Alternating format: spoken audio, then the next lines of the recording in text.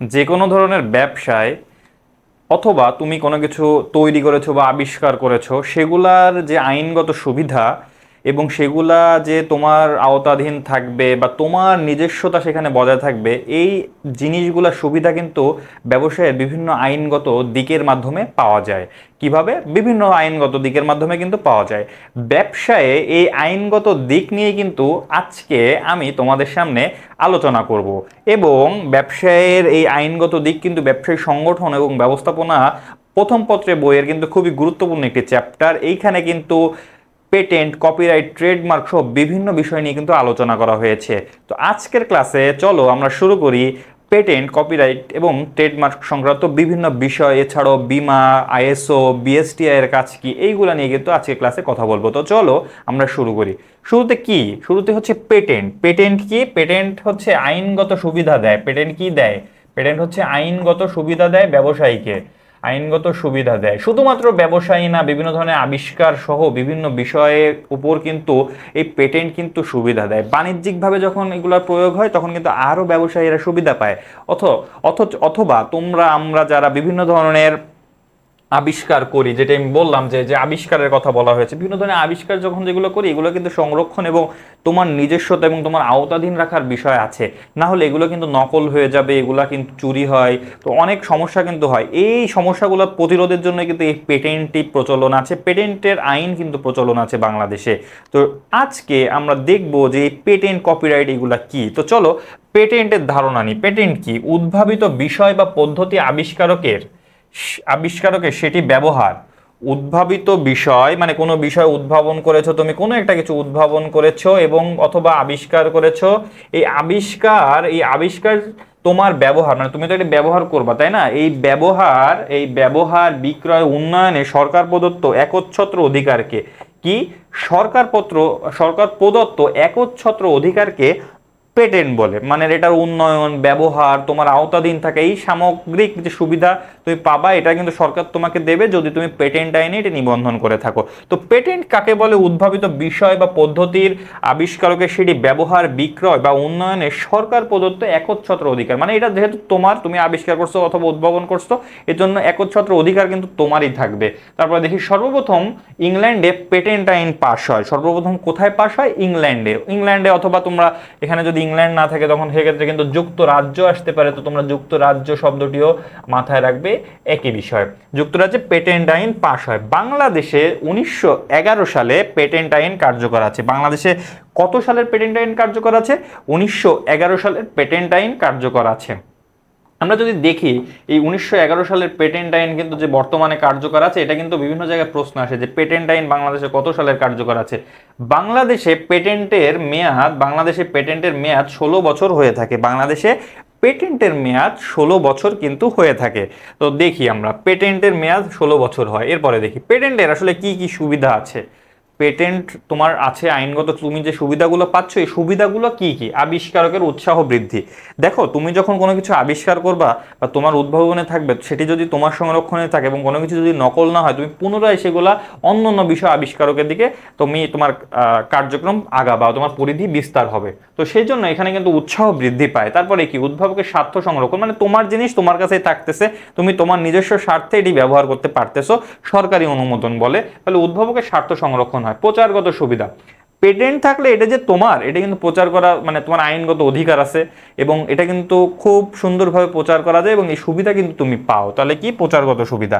আমদানির ক্ষেত্রে সুবিধা, আমদানির ক্ষেত্রে কিন্তু তুমি এই যে তোমার যে সত্ত্ব আছে এটি দেখিয়ে কিন্তু তুমি আমদানিতে সুবিধা ভোগ করতে পারো, কারণ তুমি এটার আবিষ্কারক বা উদ্ভাবক সরকার কর্তৃক স্বীকৃত।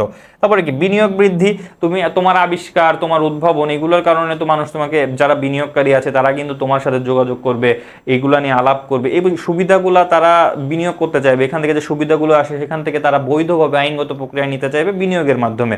তো এটি হতে পারে বিনিয়োগের বৃদ্ধি। বৈদেশিক বিনিয়োগ বৃদ্ধি, চমৎকার চমৎকার আবিষ্কার উদ্ভাবনে কিন্তু বৈদেশিক বিনিয়োগ কিন্তু বৃদ্ধি পায়। তো আমরা পেটেন্টের কিছু সুবিধা দেখলাম। এরপরে পেটেন্টের নিবন্ধন আসলে কি? নিবন্ধন কি? নিবন্ধন আমি আগের ক্লাসগুলোতেও বলেছি, নিবন্ধন করতে গেলে কিন্তু একটি প্রক্রিয়া অনুসরণ করতে হয়। মানে শুরু 1 নাম্বার প্রক্রিয়া, 2 নাম্বার প্রসেস, 3, 3, 4 এরকম 5, 6 এগুলা নিয়ে কিন্তু তোমার কিন্তু প্রক্রিয়া আগাতে হবে। তো আজকে এই যে পেটেন্টের যে নিবন্ধনের প্রক্রিয়াটা আমি তোমাদেরকে, তোমরা যদি ভালোভাবে আত্মস্থ করতে পারো এই জন্য দেখাবো। প্রথমে কি আবেদনপত্র পেশ, যে কোনো কিছু করতে গেলে তো তোমার আবেদন দেওয়া লাগবে, নাহলে তারা বুঝবে কিভাবে যে এই পেটেন্টটা বা এই কাজটা তোমার জন্য করা হচ্ছে। অবশ্যই লিখিত আবেদনপত্র দিতে হবে, একটি ফর্ম থাকতে পারে। তো আবিষ্কারকের প্রকৃতি বর্ণনা, আসলে এটা তো বললেই নিবন্ধন হয়ে যায় না।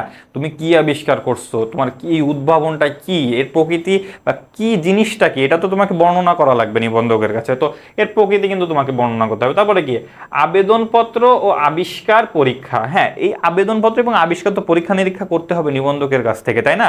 না হলে তারা এটা নিবন্ধন যে দিবে, মানে এমন কিছু তুমি তৈরি করলা বা আমি তৈরি করলাম যেটি আসলে দেশীয় আইনে বৈধ না বা কোনো সমস্যা আছে, সেক্ষেত্রে তো সেটাকে পেটেন্ট আকারে দেওয়া যাবে না। তো পেটেন্ট দিতে গেলে কিন্তু এই আবেদনপত্র এবং আবিষ্কারকে কিন্তু পরীক্ষা নিরীক্ষা করে অনুমতি দিতে হবে। তারপরে কি আবেদনপত্র গ্রহণ, পরীক্ষায় ওকে হইলে, পরীক্ষায় যদি ওকে হয় তাহলে কিন্তু এটা হচ্ছে আবেদনপত্র গ্রহণ পর্যায়ে আসবে। তারপর কি পেটেন্ট বা নিবন্ধনপত্র প্রদান, মানে তোমার কাজ হয়ে গেছে, আবেদনপত্র গ্রহণ করছে, তারপরে পরীক্ষা নিরীক্ষা করা হয়েছে, সব কিছুতে সন্তুষ্ট হলে পেটেন্ট বা নিবন্ধনপত্র কিন্তু প্রদান করা হয়। এই হচ্ছে প্রক্রিয়া, খুব সহজ। আবেদনপত্র পেশের পর প্রকৃতি বর্ণনা করতে হবে, তারপর সেটার আবিষ্কার এবং পরীক্ষা নিরীক্ষা চলবে, তারপরে আবেদনপত্র গ্রহণ হবে, তারপরে হচ্ছে কি পেটেন্ট বা নিবন্ধনপত্র প্রদান করতে হবে। তারপরে দেখি ট্রেডমার্কের ধারণা। আমরা পেটেন্ট সম্পর্কে তাহলে জানলাম যে আসলে পেটেন্ট কি, কত সালের আইন, 1911 সালের আইন দ্বারা কিন্তু এটি প্রচলিত আছে। ইংল্যান্ডে প্রথম পেটেন্ট আইন পাশ করা হয়। তারপর আমরা দেখলাম যে কি কি সুবিধা এখান থেকে পাওয়া যায় সেটি কিন্তু আমরা দেখলাম।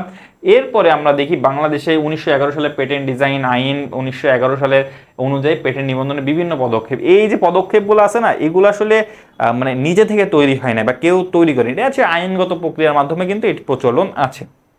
এবার দেখি, এবার আমরা ট্রেডমার্ক সম্পর্কে জানবো। আমরা পড়ার আগে একটু জাস্ট কনসেপ্টটা জেনে নিই। ট্রেডমার্ক কি, মানে তোমরা বিভিন্ন ধরনের পণ্য কিনলে উপরে কিন্তু লেখা থাকে যে এই যে টিএম লেখা থাকে, বা আরো অনেক শব্দ লেখা থাকতে পারে। যেমন কি লেখা থাকতে, আর লেখা থাকতে পারে, রেজিস্টার্ড শব্দটি উল্লেখ থাকতে পারে। তো এইগুলা কিন্তু লেখা থাকে। এখন এগুলা কি, এগুলা কি, এটা এইগুলা যেগুলো লেখা থাকে গোল করে সেগুলাকে বলে ট্রেডমার্ক। এখন ট্রেডমার্ক কি? ট্রেডমার্ক বলতে ডিভাইস, ব্র্যান্ড, শিরোনাম, লেভেল, শব্দ, অক্ষর, সংখ্যাযুক্ত উপাদান, রঙের সমন্বয়, এগুলার যে কোনো রূপ, এগুলার তো একটা মানে তোমার একটা রূপদান তুমি করবা না, একটা প্রক্রিয়া তো দিয়ে তুমি আগাবা, তাই না? তো এইগুলা যে কোনো রূপের সমন্বয় কিন্তু পেটেন্ট বলে। তবে পণ্য মোড়ক কিন্তু ট্রেডমার্কে অন্তর্ভুক্ত নয়। ধরো তুমি মোজোর একটা পণ্য কিনছো, মোজো কিনছো তুমি, এখন মোজোর যে প্যাকেটটা আছে, হ্যাঁ, যে গোল প্যাকেটটা, মানে প্যাকেট না সরি, যে মোড়কটা আছে, যে বিভিন্ন কিছু লেখা আছে, ওইটা কিন্তু তোমার ট্রেডমার্কে অন্তর্ভুক্ত হবে না। তাহলে দেখি, তবে এই যে ট্রেডমার্কে অন্তর্ভুক্ত হবে না, রেজিস্ট্রিকৃত ট্রেডমার্কের অধিকারী ব্যক্তি বা প্রতিষ্ঠান উক্ত ট্রেডমার্ক ব্যবহারের ক্ষেত্রে একচ্ছত্র অধিকার লাভ করে। পেটেন্টে যেমন আবিষ্কারক একটা একচ্ছত্র অধিকার লাভ করে বা উদ্ভাবক একচ্ছত্র অধিকার লাভ করে, ঠিক তেমনি এখানেও কিন্তু উক্ত ট্রেডমার্ক ব্যবহারের ক্ষেত্রে একচ্ছত্র অধিকার লাভ করে। কত, এবার দেখি কত সালে সর্বপ্রথম আসলে ট্রেডমার্ক নিয়ে আইন পাশ করা হয়। দেখি 1857 সালে সর্বপ্রথম ফ্রান্সে, 1857 সালে সর্বপ্রথম কোথায়? ফ্রান্সে কিন্তু, এবং 1862 সালে যুক্তরাজ্যে অর্থাৎ ইংল্যান্ডে কিন্তু ট্রেডমার্ক আইন পাশ করা হয়। প্রথমে ফ্রান্সে পাশ করা হয় 1857 সালে। 1857 সালের পর 1862 সালে, কত সালে? 1862 সালে যুক্তরাজ্যে ট্রেডমার্ক আইন পাশ করা হয়। কোথায়? যুক্তরাজ্য বা ইংল্যান্ডে ট্রেডমার্ক আইন পাশ করা হয়। উপমহাদেশে সর্বপ্রথম 1940 সালে কিন্তু ট্রেডমার্ক আইন পাশ করা হয়। উপমহাদেশে সর্বপ্রথম 1940 সালে ট্রেডমার্ক আইন পাশ করা হয়, এগুলো কিন্তু আত্মস্থ রাখতে হবে। তারপর দেখি বাংলাদেশে প্রচলিত ট্রেডমার্ক আইন 2009 সালের, কত? 2009 সালের কিন্তু ট্রেডমার্ক আইন কিন্তু বাংলাদেশে প্রচলিত আছে। 2009 সালের আইন কিন্তু ফলো করা হয় বর্তমানে। কত? 2009 সালের আইন ফলো করা হয়। 2009 সালের আইন কিন্তু ফলো করা হয়। এই 2009 সালের আইন ফলো করা হয় বর্তমানে কোথায়? বাংলাদেশে ফলো করা হয়। তারপরে দেখি ইংরেজি ট্রেডমার্ক শব্দটি বাংলা অর্থ হলো ব্যবসায় সত্ত্ব। ব্যবসায় সত্ত্ব। তো ট্রেডমার্কের বাংলা শব্দ অর্থ কি? ব্যবসায় সত্ত্ব। ট্রেডমার্ক বা ব্যবসায় সত্ত্ব হলো একটি চিহ্ন বা প্রতীক। এই যে লাস্টে এসে বললো যে ট্রেডমার্ক বা ব্যবসা সত্ত্ব হলো একটি চিহ্ন বা প্রতীক, ওই চিহ্নের মাধ্যমে তোমার ওই ব্যবসার ইউনিকনেসটা ধরে রাখা হবে। কি ধরে রাখা হবে? ইউনিকনেস। তাহলে একটু যদি আমরা দেখি কি ইউনিকনেস, ইউনিকনেস কিন্তু ধরে রাখা হবে। এই ইউনিকনেস ধরে রাখার জন্যই কিন্তু ট্রেডমার্কটা ব্যবহার করা হয়। তো দেখি তার প্রতীক কি, যেমন মাইক্রোসফট আর, এই যে ট্রেডমার্ক, উইন্ডোজ আর, তো এইগুলা কিন্তু ট্রেডমার্কের অন্তর্ভুক্ত। তো আমরা দেখলাম ট্রেডমার্ক। এখন এই সুবিধাগুলো কি কি? ট্রেডমার্ক যে নিবন্ধন করা হবে বা তুমি যে ট্রেডমার্ক নিলা, এই সুবিধাগুলো কি? ব্র্যান্ডানুগত সৃষ্টি।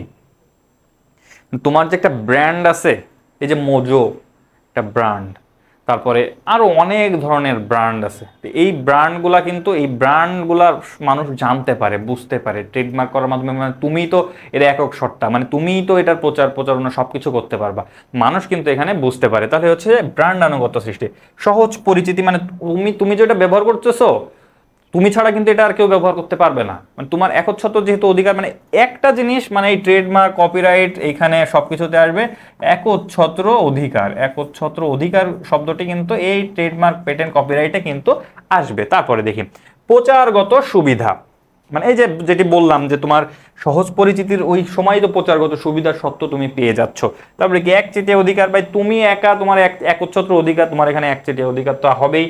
তারপরে ক্রয় বিক্রয়ের সহায়তা, যেহেতু তুমি ইউনিক, তুমি এই মার্কেটে তুমি ইউনিক, কারণ তুমি ট্রেডমার্ক ব্যবহার করতেছো, তাহলে এই ক্রয় বিক্রয়ের সহায়তা কিন্তু হবে। ক্রেতার স্বার্থ রক্ষা, ক্রেতা তো চাইবে যে মানে তার পছন্দ তো সে ভালো জিনিসটাই নেবে, তো তুমি তো ইউনিকনেস দিয়ে, তুমি ট্রেডমার্ক আছে তোমার, তুমি সকল আইন ফলো করে কাজ করতেছো, তো তোমার তো আইনের জবাবদিহিতা আছে, সেক্ষেত্রে এই যে ক্রেতার স্বার্থ রক্ষা কিন্তু হবে। এরপরে আমরা দেখি ট্রেডমার্কের নিবন্ধন কি প্রক্রিয়ায়, খুবই সহজ, তিনটি প্রক্রিয়ায় কিন্তু এখানে আগাচ্ছে। দেখি বাংলাদেশে কোথায়, বাংলাদেশে প্রচলিত ট্রেডমার্ক আইন কত? 2009 সাল, 2009 ট্রেডমার্ক ল 2009 সালের এই আইনটি সংশোধিত আইন 2015 এবং ট্রেডমার্ক বিধিমালা 2015 অনুযায়ী ট্রেডমার্ক নিবন্ধন করার পদ্ধতি নিচে দেওয়া হলো আর কি। মানে এখানে তিনটি এমসিকিউ এর জন্য খুবই গুরুত্বপূর্ণ একটি বিষয়। বাংলাদেশে কিন্তু প্রচলিত আছে ট্রেডমার্ক আইন 2009, ট্রেডমার্ক এই যে সংশোধনী আইন 2015। অনেক ক্ষেত্রে 2009 যদি না থাকে, মানে কোথাও যদি বলা থাকে যে 2009 সালটা দেওয়া নাই, মানে বলা হয়েছে যে বাংলাদেশে কত সালে ট্রেডমার্ক আইন ফলো করা হয়, কিন্তু 2009টা নাই। 2009 না থাকলে 2015 অবশ্যই থাকবে। তো এই 2015টা কিন্তু হচ্ছে ট্রেডমার্ক আইন, সংশোধিত ট্রেডমার্ক আইন যদি 2009 না থাকে। ট্রেডমার্ক আইন বর্তমানে কিন্তু এই সংশোধিত আইনটি ফলো করা হয়। তারপর দেখি ট্রেডমার্ক বিধিমালা 2015 অনুযায়ী নিবন্ধন কি। নিবন্ধন এখন প্রক্রিয়াটা কি নিবন্ধনের, এই সেম আবেদন করতে হবে, তুমি আগেও দেখলা এখানে আবেদন পেশ করতে হবে, একই আবেদন পেশ করে। কি আবেদনের বিরোধিতা, কেন আবেদনের বিরোধিতা কেন করতে হবে, মানে কেউ যদি করে কিনা, এটা একটা সময় দেওয়া হয় এখানে আবেদনের বিরোধিতা করার জন্য। ওই ট্রেডমার্ক বা ওই পণ্যের যে মোড়ক না, ওই পণ্যের যে পরিচিতি, দেখো আমরা শুরুতে দেখছি যে ডিভাইস, ব্র্যান্ড, শিরোনাম, লেবেল, টিকিটের সমন্বয়, এগুলো যে কোনো রূপ, ওইটা যদি আগে থেকে এক্সিস্ট করে, আগে থেকে যদি অবস্থান করে, তাহলে তো হবে না, তাই না? এই জন্য যদি আগে থেকে ওগুলো অবস্থান করে, তাহলে কেউ না কেউ বিরোধিতা করবে, আর বিরোধিতা যদি না করে, তাহলে কি নিবন্ধন সম্পন্ন হবে। তাহলে কি হবে, নিবন্ধন কিন্তু সম্পন্ন হবে, কেউ যদি বিরোধিতা না করে। তাহলে খুবই সহজ, নিবন্ধনের আবেদন করতে হবে, আবেদনের বিরোধিতার জন্য সময় দেওয়া হবে, এবং কি নিবন্ধন সম্পাদন হবে। যদি কেউ বিরোধিতা না করে, তাহলে কিন্তু নিবন্ধন সম্পন্ন হবে। তারপরে দেখি এবার কপিরাইট, আমরা পেটেন্ট দেখলাম, ট্রেডমার্ক দেখলাম, এখন দেখব কপিরাইট কি। কপিরাইট কি? ইংরেজি শব্দ কপিরাইটের বাংলা আবিধানিক সত্য হচ্ছে গ্রন্থ সত্য। কি? গ্রন্থ সত্য, এই যে দেওয়া আছে, বা মেধা সত্য, তাই না? গ্রন্থ সত্য বা এই যে মেধা সত্য দেওয়া আছে। কপিরাইট বলতে শিল্পী বা লেখকের বুদ্ধিভিত্তিক বা মেধা সম্পদ। কি? শিল্পী বা লেখকের বুদ্ধিভিত্তিক বা মেধা সম্পদের বিধিবদ্ধ অধিকারকে বোঝায়। এখন একজন লেখক, সে একটা বই লিখছে, ধরো এই যে তোমরা যে ব্যবসা সংগঠন ব্যবস্থাপনা বইটা পড়ো, একজন লেখকেরই তো লেখা। এখন এই লেখাটা সে যদি কপিরাইট না করে, নকল হয়ে বাজারে ছড়িয়ে যেতে পারে। এখন বাজারে যদি নকল হয়ে ছড়িয়ে যায়, তাহলে তো হইলো না, মানে এটা তার সত্য বা অধিকার কিন্তু রক্ষা হইলো না। এই সত্য বা অধিকার বাজারে যাতে মানে ছড়িয়ে না যায়, এই অধিকার রক্ষার জন্যই কিন্তু কি, এই অধিকার রক্ষার জন্যই কিন্তু কপিরাইট আইনের ধারণা পেশ করা হয়েছে, অর্থাৎ কপিরাইট আইন কিন্তু প্রণয়ন করা হয়েছে। এই যে শিল্পী বিভিন্ন ধরনের শিল্পকর্ম থাকতে পারে, একজনের বিভিন্ন আর্ট থাকতে পারে, শিল্পীর আর্ট থাকতে পারে, বই কেউ লিখেছে, ওর যে সত্য আছে এই সত্যটা থাকতে পারে। এটি রক্ষার জন্যই কিন্তু এই সত্য রক্ষার জন্য কিন্তু কপিরাইট আইনের ধারণা বা কপিরাইট আইন কিন্তু প্রচলন করা হয়েছে। তো দেখি, সৃজনশীল ব্যক্তি তার মেধা ও মননশীলতা প্রয়োগ করে বা সৃষ্টি করে তাকে মেধা সম্পদ বলে। সৃজনশীল ব্যক্তি তার মেধা ও মননশীলতা প্রয়োগ করে যা সৃষ্টি করে, মানে একজন সৃজনশীল ব্যক্তি তার মেধা মননশীলতা দিয়ে যা সৃষ্টি করে তাকে কি বলা হয়? তাকে বলা হয় মেধা সম্পদ। হ্যাঁ, মানে রাইটারের, লেখকের বই হতে পারে, লেখকের বই, তারপরে কি শিল্পীর শিল্পীর শিল্পীর ধরো চিত্রকর্ম, শিল্পীর চিত্রকর্ম, এগুলো কিন্তু সব মেধা সম্পদ। আমি বলতে পারে যে বই বা একটা চিত্রকর্ম, আর্ট, এগুলো কি মেধা সম্পদ, তাই না? মেধা সম্পদ। অনুমতি ছাড়া কোনো অন্য কেউ এগুলা ব্যবহার করলে, নকল বা ব্যবহার করলে, অনুমতি ছাড়া কারো লেখা বা কাজকে যদি কেউ ব্যবহার করে বা মানে মানে ব্যবসায়িক উদ্দেশ্যে ব্যবহার করে বা অনুমতি ছাড়া যদি ব্যবহার করে, মানে সে কিন্তু করতে পারবে না, মানে অনুমতি ছাড়া কিন্তু সে করতে পারবে না। এবং আইনগত কিন্তু মানে এখানে বাধ্যবাধকতা আছে এবং শাস্তির বিধানও আছে কপিরাইট আইন অনুযায়ী। তাহলে আমরা দেখি, কপিরাইটের চিহ্ন হলো সি। কপিরাইটের চিহ্ন হলো সি, বড় হাতের সি, কিন্তু অনেক সময় ছোট হাতের সিও কিন্তু ব্যবহার করা হয়। আমরা দেখি, কিছু কিছু স্থানে বিকল্প হিসাবে ছোট হাতের যে সি আছে, স্মল লেটারের সি, সেটি কিন্তু লেখা হয়। এখন দেখি আসলে কোন কোন ক্ষেত্রে কপিরাইটটি মানে প্রয়োগ করা যায়, মানে কপিরাইটের সুবিধা নেওয়া যায়। কি দেখি, গল্প আছে, তারপরে কি আছে, প্রবন্ধ আছে, তারপরে কি কবিতা আছে, গবেষকের থিসিস আছে, নাটক আছে এবং অন্যান্য সাহিত্যকর্ম, চলচ্চিত্র, কোরিওগ্রাফির কাজ, মিউজিক্যাল কম্পোজিশন, গানের কাজ, অডিও রেকর্ডিং, চিত্র বা পেইন্টিংস, আঁকা বা ড্রয়িং, মূর্তি বা প্রতিকৃতি, ফটোগ্রাফ, সফটওয়্যার, শিল্প নকশা, অনেক কিছু কিন্তু এখানে আছে, ইন্ডাস্ট্রিয়াল ডিজাইন প্রভৃতি কপিরাইটের আওতায় আসে। এইগুলো হচ্ছে কপিরাইটের আওতায় আসে। কপিরাইটের আওতায় কি কি আসে? কপিরাইটের মাধ্যমে সাহিত্য, শিল্পকর্ম, অন্যান্য শিল্পকলা সৃষ্টিকারীকে তার সৃষ্ট মেধা সম্পদ ব্যবহারের একচ্ছত্র অধিকার দেওয়া হয়। একচ্ছত্র অধিকার মানে আমি আগেই বললাম, এখানে দেখাইলাম তোমাদেরকে যে একচ্ছত্র অধিকারের কথা বলা হয়েছে। সেম কপিরাইটের ক্ষেত্রেও কিন্তু একচ্ছত্র অধিকার কিন্তু পাওয়া যায়। ওকে, একচ্ছত্র অধিকার কিন্তু দেওয়া হয় বা আইনগতভাবে এই সুবিধাটা কিন্তু পেয়ে থাকে। এখন আমরা কপিরাইটের আইন সম্পর্কে জানলাম, কপিরাইট কি, কপিরাইটের আইনের ধারণা সম্পর্কে জানলাম। এখন দেখব কপিরাইট আইনে কি কি সুবিধা আছে। আমরা পেটেন্টের সুবিধা সম্পর্কে জানলাম, তারপরে আমরা ট্রেডমার্কের সুবিধা সম্পর্কে জানলাম, এগুলো চিহ্ন সম্পর্কে জানলাম, আইন সম্পর্কে জানলাম। এখন আমরা কপিরাইটের কি কি বৈশিষ্ট্য আছে বা সুবিধা বা বৈশিষ্ট্য যেটি বলে, আমরা বৈশিষ্ট্য দেখব, তারপরে সুবিধার কথা বলবো। সেটি দেখি, বুদ্ধিভিত্তিক সম্পদ, মানে একজন শিল্পী তার এখানে তিনি কষ্ট করে মেধা সম্পদ তৈরি করছেন, তার শৈল্পিক কাজ তিনি দিচ্ছেন, একজন লেখক বই লিখছেন, গবেষক থিসিস তৈরি করছেন, এইগুলা কিন্তু বুদ্ধিভিত্তিক সম্পদের অন্তর্ভুক্ত, সেটি বলা হয়েছে।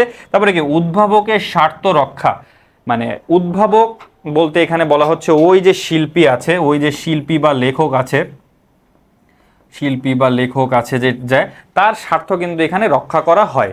মানে তার স্বার্থ কি, মানে তার জিনিসটা নকল হবে না, অন্য কেউ নকল করবে না, তার অনুমতি ছাড়া, আইনের বাইরে তারা কিন্তু কোনো কিছু নকল করবে না। তো এইগুলো হচ্ছে কিন্তু তার স্বার্থ, এবং সে এখান থেকে তো সুবিধা নিবে, তাই না? সুবিধা মানে সে এখান থেকে চাইলে বাণিজ্যিক সুবিধা নিতে পারে, একজন বই লিখছে, বাজারজাত করে বাণিজ্যিকভাবে সে সুবিধা নিবে, এইগুলা কিন্তু তার স্বার্থ, এবং এই স্বার্থ কিন্তু কপিরাইট আইনের মাধ্যমে কিন্তু রক্ষা করা হয়। তারপরে কি, কপিরাইট আইনের কিন্তু নির্দিষ্ট মেয়াদ আছে, মেয়াদ কিন্তু ফলো করতে হয়, এবং আইনের অনুযায়ী কিন্তু কপিরাইটের মেয়াদ ফলো করতে হয়। কপিরাইটের সত্ত্ব নিয়োগ আছে, কে সত্ত্ব, অথরকে, একটা বইয়ের অথরকে, এই সত্ত্ব অথরিটি কিন্তু দেওয়া হয়। ব্যক্তিগত সম্পদ, অবশ্যই ব্যক্তিগত সম্পদ, এতক্ষণ এটা নিয়ে বললাম কথা। তারপর দেখি ঐচ্ছিক বিষয়, এবার দেখি চুক্তিগত বিষয়, এখানে আইনগতভাবে চুক্তির বিষয় থাকে, ঠিক আছে? তো আইনগত সুবিধা নিতে গেলে কপিরাইট করতেই হবে। তো এই বিষয়গুলো কিন্তু এখানে থাকে। ঐচ্ছিক বিষয় হচ্ছে এখানে তার কার্যক্রম সহ এখানে তার একটি ব্যক্তিগত ইচ্ছার প্রতিফলন কিন্তু হয়।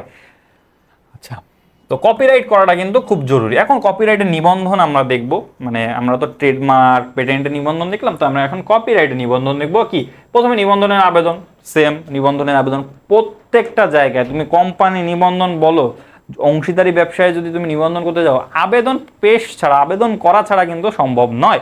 কোনো নিবন্ধন পাওয়া, তাহলে আবেদন করতে হবে। আবেদনপত্রের বিষয়বস্তু উল্লেখ করতে হবে আসলে কোন বিষয়ের উপর তুমি আসলে চাচ্ছ। তুমি কি শিল্পী, তুমি কি একটি আর্ট বা তুমি শিল্পকর্ম তৈরি করছো, ছবি তৈরি করছো, ছবি এঁকেছো, অথবা কি তুমি বই লিখেছো, তুমি লেখক, তাহলে এটা কিন্তু এই বিষয়বস্তু কি, বিষয়বস্তুটা কি সেটা কিন্তু উল্লেখ করতে হবে। আমরা যদি একটু ট্রেডমার্কের ওইখানে যাই, ট্রেডমার্কের আবেদন বিরোধিতা, আমরা যদি পেটেন্টের এখানে যাই, আবিষ্কারের প্রকৃতি বর্ণনা, মানে কি আবিষ্কার করছে এটা তো তোমাকে বলা লাগবে, লেখা লাগবে, বিস্তারিত বলা লাগবে। ঠিক তেমনই এখানে আবেদনপত্রের বিষয়বস্তু এখানে উল্লেখ করতে হবে যে কোন বিষয়ের উপর তুমি কাজ করতেছো। তারপরে কি আবেদন ফি জমা দিতে হবে, তারপরে কি শুনানি হবে, মানে তুমি যে অথরশিপ দিয়েছো, বই লিখেছো, এগুলোর উপর কিন্তু একটা শুনানি হয়, এটা একটা প্রসেস। তারপরে কি নিবন্ধনের সনদ প্রদান, সব কিছু ওকে থাকলে, এইগুলো যদি ওকে থাকে তাহলে হচ্ছে নিবন্ধনের সনদ প্রদান করবে। হ্যাঁ, আবেদন ফির বিষয়টা হচ্ছে সব জায়গায় একটা নির্দিষ্ট পরিমাণে কিন্তু আবেদন ফিটা দেওয়া লাগে সব জায়গায়, এই জন্য আবেদন ফিটা এখানে অনেক জায়গায় উজ্জ্বল রাখা হয়, তো আবেদন ফির কথাটা এখানে বলা আছে। এখন আসলে আমরা তো দেখলাম যে বৈশিষ্ট্যগুলা কি কি দেখলাম, হ্যাঁ, নিবন্ধন প্রক্রিয়ার আগে তো আমরা বৈশিষ্ট্যগুলা কি কি দেখলাম, এরপরে আমরা নিবন্ধন প্রক্রিয়া দেখলাম। এরপর আমরা দেখবো যে কপিরাইট আইন কপিরাইট নিবন্ধন না করলে কি কি ক্ষতি হয় এটা তো দেখতে হবে। তারপরে আমরা দেখি কপিরাইট বা অন্যান্য অধিকার লঙ্ঘনজনিত অপরাধ। ঠিক আছে, কপিরাইট বা অন্যান্য অধিকার লঙ্ঘনজনিত অপরাধ কি, কেউ চলচ্চিত্র ছাড়া মুভি ছাড়া অন্য কোনো কর্মের, শিল্পকর্ম হতে পারে যে ছবি আঁকা, গান করা, মিউজিক্যাল কম্পোজিশন, এগুলো করা ছাড়া ইচ্ছাকৃতভাবে লঙ্ঘন এবং লঙ্ঘনে সহায়তা করলে, ইচ্ছাকৃতভাবে কেউ যদি লঙ্ঘন করে, এটি ছাড়া চলচ্চিত্র ছাড়া যদি কোনো কিছু লঙ্ঘন বা লঙ্ঘনের সহায়তা করলে 6 মাস থেকে 4 বছর, 6 মাস থেকে কি 4 বছর পর্যন্ত কারাদণ্ড এবং 50,000 টাকা থেকে 2 লক্ষ টাকা পর্যন্ত অর্থদণ্ডে দণ্ডিত হবে।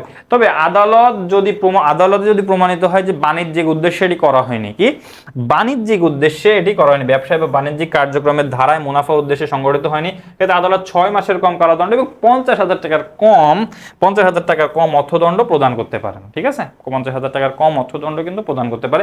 আর যে ব্যক্তি চলচ্চিত্রের কপিরাইটের অধিকার বা এই আইনের বর্ণিত অন্য কোনো অধিকার ইচ্ছাকৃতভাবে লঙ্ঘন করতে সহায়তা করে, তাকে 1 বছর থেকে 5 বছর পর্যন্ত কারাদণ্ড এবং 1 লক্ষ টাকা থেকে 5 লক্ষ টাকা পর্যন্ত অর্থদণ্ডে দণ্ডিত হবে। আসলে এগুলো এত বড় বড় কাজ আসলে একজন কেউ চাইলে করতে পারে, অপরাধী হতে পারে, কিন্তু এখানে কিন্তু একটা চক্র জড়িত থাকে এবং যারা এগুলোতে সহায়তা করে তারা কিন্তু শাস্তি পাবে। সেই বিষয়টাই কিন্তু এখানে বলা হয়েছে কত ধারা, 82 ধারা, কপিরাইট আইনের 82 ধারায় কিন্তু বলা হয়েছে। এই যে এখানে কপিরাইট সম্পর্কে বলা হয়েছে, ধারণা দেওয়া হয়েছে এবং কপিরাইট আইনের 82 ধারায় কিন্তু এটা সম্পর্কে বলা হয়েছে। এরপর দেখি দ্বিতীয় বা পরবর্তী অপরাধের বর্ধিত শাস্তি, মানে দ্বিতীয় বা মানে একবার করছে তারপরে আবার করছে, বা দেখি এটা বর্ধিত শাস্তি কি। কোনো ব্যক্তি উপরিউক্ত ভাবে প্রথমবার দণ্ডিত হওয়ার পর পুনরায় অনুরূপ কোনো অপরাধে দণ্ডিত হলে, মানে পুনরায়, মানে আমি যেটা বললাম একবার করে আবার করছে সে, পুনরায় দণ্ডিত হলে পরবর্তী প্রত্যেক অপরাধের জন্য 6 মাস থেকে 3 বছরের কারাদণ্ড, মানে এরপরে যতবার সে করবে 6 মাস থেকে 3 বছরের মধ্যে কারাদণ্ড, 1 লক্ষ টাকা থেকে 3 লক্ষ টাকা পর্যন্ত অর্থদণ্ডে দণ্ডিত হবে। এগুলা পরবর্তীতে এইভাবে দণ্ডিত হবে। তবে যদি আদালতে প্রমাণিত হয় যে পূর্ববর্তী লঙ্ঘনটি ব্যবসায়িক বা বাণিজ্যিক কার্যক্রমের ধারায় মুনাফার উদ্দেশ্যে সংগঠিত হয়নি, কি মুনাফা অর্জনের উদ্দেশ্যে মানে সেটি সংগঠিত হয়নি, কিভাবে প্রমাণিত হয়, কি পূর্ববর্তী লঙ্ঘনটি ব্যবসায়িক বা বাণিজ্যিক কার্যক্রমের দ্বারা মুনাফার উদ্দেশ্যে সংগঠিত হয়নি, মানে আগের কাজটি কিন্তু মুনাফার উদ্দেশ্যে বাণিজ্যিকভাবে সংগঠিত হয়নি বা বাণিজ্যিক কারণের জন্য সংগঠিত হয়নি, সেক্ষেত্রে আদালত 6 মাসের কম মেয়াদের কারণে 1 লক্ষ টাকার কম পরিমাণ অর্থদণ্ড আরোপ করতে পারে। তো এটা দেখলাম। এরপরে দেখবো কি কম্পিউটার প্রোগ্রামের পাইরেসি কপি প্রকাশ, কম্পিউটার প্রোগ্রামের পাইরেসি কপি প্রকাশ ও ব্যবহার প্রভৃতির অপরাধ। এবার দেখি কেউ কেউ কম্পিউটার প্রোগ্রামের পাইরেসি বা অনুলিপি প্রকাশ, বিক্রি, একাধিক কপি বিতরণ করলে সে 6 মাস থেকে 4 বছর মেয়াদের কারাদণ্ডে 1 লক্ষ টাকা থেকে 4 লক্ষ টাকার অর্থদণ্ডে সে দণ্ডিত হবে। তাছাড়া যদি কোনো ব্যক্তি কম্পিউটারে কোনো পাইরেসি কপি ব্যবহার করে, কি একটা তো করছে, পাইরেসি করছে, ছড়াই দিছে, তো যদি ব্যবহারও করে, কে ব্যবহার করে, তবে সে 6 মাস থেকে 3 বছরের কারাদণ্ড অথবা 1 লক্ষ টাকা থেকে 3 লক্ষ টাকা দণ্ডে দণ্ডিত হবে। এটি তোমরা পরীক্ষার জন্য সহ তোমরা কিন্তু এটি তোমাদের জেনে রাখা প্রয়োজন। আসলে শুধুমাত্র যে প্রকাশ না, এটা ব্যবহার করলেও কিন্তু শাস্তির বিধান আছে। এই যে 6 মাস থেকে 3 বছরের কারাদণ্ড, 1 লক্ষ টাকা থেকে 3 লক্ষ টাকা পর্যন্ত অর্থদণ্ডে দণ্ডিত হওয়ার একটা বিধান কিন্তু আইনে আছে। ঠিক আছে, কেউ চাইলে কিন্তু এটা আইন প্রয়োগকারী সংস্থার কাছে যে বা আইনের আদালতের কাছে কিন্তু এটা আবেদন করতে পারে যে যারা আসলে পাইরেসি ব্যবহার করতেছে বা কপি ব্যবহার করতেছে তাদেরও কিন্তু এখান থেকে সমস্যা হতে পারে। তবে আদালতে যদি প্রমাণিত হয় কম্পিউটার প্রোগ্রামটি ব্যবসায়িক ওই যে বাণিজ্যিক ধারায় মুনাফা লাভের উদ্দেশ্যে লঙ্ঘিত হয়নি, তাহলে কমপক্ষে 3 মাস মেয়াদের কারাদণ্ড এবং সর্বনিম্ন 25,000 টাকার অর্থদণ্ড দেওয়া যাবে। তো এটা কত, ধারা 84। এই ধারাগুলো একটু মাথায় রাখবা তোমরা। প্রথমে হচ্ছে 82 ধারা থেকে শুরু হয়েছে, তারপরে হচ্ছে 83, এখন হচ্ছে 84, এরপরে 85। কি, অধিকার লঙ্ঘনকারী অনুলিপি তৈরি করার উদ্দেশ্যে প্লেট দখলে রাখা। ঠিক আছে, প্লেট কি এটা দেখতেছি, অধিকার লঙ্ঘনকারী অনুলিপি প্রকাশের উদ্দেশ্যে প্লেট দখলে রাখা। কেউ যদি কপিরাইট বিদ্যমান রয়েছে এমন কোনো কর্মের অনুলিপি তৈরির উদ্দেশ্যে প্লেট তৈরি করে বা মালিকের সম্মতি ছাড়া তার ব্যক্তিগত লাভের জন্য ওইরূপ কোনো কর্ম করে, তাহলে সে অনূর্ধ্ব 2 বছরের কারাদণ্ড বা অনূর্ধ্ব 50,000 টাকা অর্থদণ্ড বা উভয় দণ্ডে দণ্ডিত হবে। এটা কত, ধারা 85। মানে জানে শুনে যদি এই কাজ করে, কোনো প্লেট যদি দখলে রাখে, শিল্পকর্মের হতে পারে, তো এইগুলা কিন্তু করলে এই যে দণ্ডগুলো কিন্তু পাওয়ার বিধান আছে। তারপরে দেখি আসলে আমরা দেখলাম কি, পেটেন্ট, কপিরাইট দেখলাম, ট্রেডমার্ক দেখলাম, এগুলোর সুবিধা দেখলাম, ধারণা পেলাম, বৈশিষ্ট্য দেখলাম কপিরাইটের। তারপরে আমরা দেখবো যে বীমা আসলে কি। তো এই যে যেটা আছে না, এই স্লাইডটা, এইখানে কিন্তু অনেকগুলো প্রশ্নের উত্তর আছে। হ্যাঁ, আমরা লাইন বাই লাইন একটু পড়ে দেখব। কি, বীমা হলো ঝুঁকি বন্টনের ব্যবস্থা। একটা এমসিকিউ, আমরা আজকে এই একটা জায়গা থেকে কয়টা এমসিকিউ আসতে পারে এটি দেখি। এখানে হচ্ছে একটা এমসিকিউ। কোনো না কোনো কারণে ব্যবসায় ক্ষতির আশঙ্কাকে ব্যবসায়িক ঝুঁকি বলে। এই ঝুঁকি কাকে বলে, ব্যবসায়ের ঝুঁকি কাকে বলে, এটাও কিন্তু আরেকটা এমসিকিউ। ঠিক আছে, আরেকটা এমসিকিউ, 2 নাম্বার এমসিকিউ দেখলাম। ঠিক আছে, ঝুঁকি পরিহার বা কমানোর ক্ষেত্রে বীমাকরণ একটি উত্তম উপায়। এটি একটি গুরুত্বপূর্ণ বিষয়, যে ঝুঁকি পরিহার করার জন্য কিন্তু বীমাকরণ করা খুবই গুরুত্বপূর্ণ বিষয়। যে চুক্তির মাধ্যমে কোনো প্রতিষ্ঠান প্রিমিয়ামের বিনিময়ে কাউকে সম্ভাব্য ক্ষতি বা দুর্ঘটনার বিপরীতে নির্দিষ্ট পরিমাণ অর্থ পরিশোধের প্রতিশ্রুতি দেয় তাকে বীমা চুক্তি বলে। কি, যে চুক্তির মাধ্যমে কোনো প্রতিষ্ঠান প্রিমিয়ামের বিনিময়ে অর্থাৎ নির্দিষ্ট পরিমাণ অর্থের বিনিময়ে, এটি মাসে হতে পারে, বছরে হতে পারে, কাউকে সম্ভাব্য ক্ষতি বা দুর্ঘটনার বিপরীতে নির্দিষ্ট পরিমাণ অর্থ পরিশোধের প্রতিশ্রুতি দেয় তাকে বীমা চুক্তি বলে। ঠিক আছে, এবং যেখানে এই চুক্তিগুলো লেখা হয় তাকে চুক্তিপত্র বলে। লাস্টে আসতেছি, জীবন বীমা ছাড়াও অন্য সব বীমাকে ক্ষতিপূরণের চুক্তি বলা হয়। জীবনের তো আসলে কোনো ক্ষতিপূরণ হয় না, তো জীবন বীমাকে ক্ষতিপূরণের চুক্তি বা বলা হয় না। কিন্তু অন্যান্য যেগুলো আছে, নৌ বীমা, অগ্নি বীমা, তারপরে চৌর্য বীমা, আরো অনেক ধরনের বীমা আছে, তো এইগুলা কিন্তু ক্ষতিপূরণের চুক্তি হিসাবে উল্লেখ করা হয়। উক্ত ক্ষতিপূরণ বা নির্দিষ্ট অর্থ পরিশোধে যে পক্ষ দায়িত্ব নেয় তাকে বীমাকারী বলে। যে পক্ষ আসলে দায়িত্ব নিচ্ছে, প্রিমিয়াম নিচ্ছে এবং ঝুঁকি বহনের দায়িত্ব নিচ্ছে তাকে বীমাকারী বলে। আর যে আসলে ওই প্রিমিয়ামটা দিয়ে ঝুঁকিটা অর্পণ করতেছে, ঝুঁকি ব্যবস্থাপনাটা অর্পণ করতেছে আরেকজনের কাছে, তাকে বলে বীমা গ্রহীতা। তো দেখি এই যে, আর যার ক্ষতিপূরণের জন্য বা যাকে অর্থ দেওয়ার জন্য উক্ত চুক্তি অর্থাৎ বীমা চুক্তি সম্পাদিত হয় তাকে কি বলা হয়, বীমা গ্রহীতা বলে। চুক্তি অনুযায়ী বীমা গ্রহীতা এককালীন বা নিয়মিত কিস্তিতে যে পরিমাণ নির্দিষ্ট অর্থ বীমাকারীকে দেয় তাকে প্রিমিয়াম বলে। ওই যে বললাম, এককালীন হতে পারে বা নির্দিষ্ট পরিমাণ কিস্তিতে হতে পারে, যে পরিমাণ অর্থ দেয় তাকে প্রিমিয়াম বলে। বীমা চুক্তি যে দলিলে যাবতীয় শর্ত উল্লেখপূর্বক সম্পাদিত হয় তাকে বীমাপত্র বা বীমা পলিসি বলে। ঠিক আছে, আমরা দেখলাম যে বীমাপত্র বা বীমা পলিসি বলে। ওই যে চুক্তিপত্রের বিষয়টা এখানে আসছে, যে ওটাকে বীমাপত্র বলে। তো একটা জায়গা থেকে প্রত্যেকটা লাইনে এমসিকিউ অথবা 1 নাম্বার নাম্বারের জন্য খুবই খুব গুরুত্বপূর্ণ। যেটি দেখলাম এখান থেকে 1, এখান থেকে 1, বীমাকরণ আসলে কেন করা হয় 3, তারপরে কি এই যে 4, যে বীমা চুক্তি কাকে বলে 4টা পাইলাম আমরা, 4টা পাইলাম। তারপরে কি দেখি, উক্ত ক্ষতিপূরণ বা নির্দিষ্ট পরিমাণ অর্থ পরিশোধে যে পক্ষ দায়িত্ব নেয় তাকে বীমাকারী বলে। কি 5 আমরা দেখলাম, 5 দেখলাম যে বীমাকারী কাকে বলে। তারপর যে ক্ষতিপূরণের জন্য মানে বীমা গ্রহীতা সম্পর্কিত প্রশ্ন আসতেছে, এই যে আমরা 6 পেলাম। এবার দেখি, উক্ত চুক্তি অনুযায়ী বীমা গ্রহীতা এককালীন বা নিয়মিত পরিমাণ যে অর্থ দেন তাকে প্রিমিয়াম বলে। 7 নাম্বার পাইলাম, প্রত্যেকটা লাইনে গুরুত্বপূর্ণ, 7 পাইলাম। বীমা চুক্তি যে দলিলে যাবতীয় বীমাকারীকে বীমা চুক্তি যে দলিলে যাবতীয় শর্ত উল্লেখপূর্বক সম্পাদিত হয় তাকে বীমাপত্র বা বীমা পলিসি বলে। মানে 8 মার্ক কিন্তু এই একটা জায়গা থেকেই আসার মতো। যদি বিমা থেকে কোশ্চেন আসে, তাতে ফাইন্যান্স ব্যাংকিং ও বিমা আছে, ওই বিমা থেকেও কিন্তু এই প্রশ্নগুলো আসবে। মানে এখানে ম্যানেজমেন্টে ব্যবস্থাপনায় আসবে, এবং ওই ফাইন্যান্স ব্যাংকিং ও বিমা যে বইটি আছে, যে সাবজেক্টটি আছে, সেখানেও কিন্তু এইখান থেকে আসবে। এবং এটা সবগুলাই খুবই গুরুত্বপূর্ণ। তো তারপরে দেখি এবার বিমার আসলে ব্যবসায় আসলে বিমার প্রয়োজনীয়তাটা কি, ব্যবসার জন্য বিমার প্রয়োজনীয়তা কি। অর্থনৈতিক নিরাপত্তা, হ্যাঁ কেন নিরাপত্তা দিচ্ছে, ওই যে ঝুঁকি বহন করতেছে, ওই ঝুঁকির বিনিময়ে তো সে একটা অর্থনৈতিক যে একটা সত্য, মানে অর্থনৈতিক সুবিধা দেওয়ার যে বিষয়টা সেটা কিন্তু আসতেছে তো বিমাকারীর কাছ থেকে। তারপরে কি সঞ্চয় বৃদ্ধি, মূলধন গঠন, টাকা জমাচ্ছে, সঞ্চয় হচ্ছে, এক সময় তো টাকাটা পেয়ে যাচ্ছে, মূলধন গঠন হচ্ছে, লাভজনক বিনিয়োগ, হ্যাঁ কোথাও বিনিয়োগ না করলে বিমা করে রাখলে কিন্তু এখানে একটা লাভজনকভাবে টাকা বা ফিডব্যাক পাওয়া যায়। লাভজনক বিনিয়োগ, ঝুঁকিগত প্রতিবন্ধকতা দূরীকরণ, এটা কিন্তু সবচেয়ে গুরুত্বপূর্ণ বিষয় যে ঝুঁকিগত প্রতিবন্ধকতা দূরকরণ, ঝুঁকি বহন করতেছে বিমাকারী এবং অর্থনৈতিক সুবিধা দিবে তখন। কর্মসংস্থানের সুযোগ তৈরি হয়, ঠিক আছে। আমদানি রপ্তানিতে সহায়তা করা হয়, নৌ বিমা, অগ্নি বিমা সব বিভিন্ন বিমাগুলো কিন্তু আমদানি রপ্তানিতে সহায়তা করে। সম্পদের সুরক্ষা, হ্যাঁ অবশ্যই সম্পদের সুরক্ষা দেওয়া হয়, চৌর্য বিমা, নৌ বিমা, অগ্নি বিমা সবগুলো বিমার মাধ্যমে কিন্তু যে বিমাগুলো সম্পদের সাথে রিলেটেড তার মাধ্যমে কিন্তু এই যে সম্পদের সুরক্ষা হয়।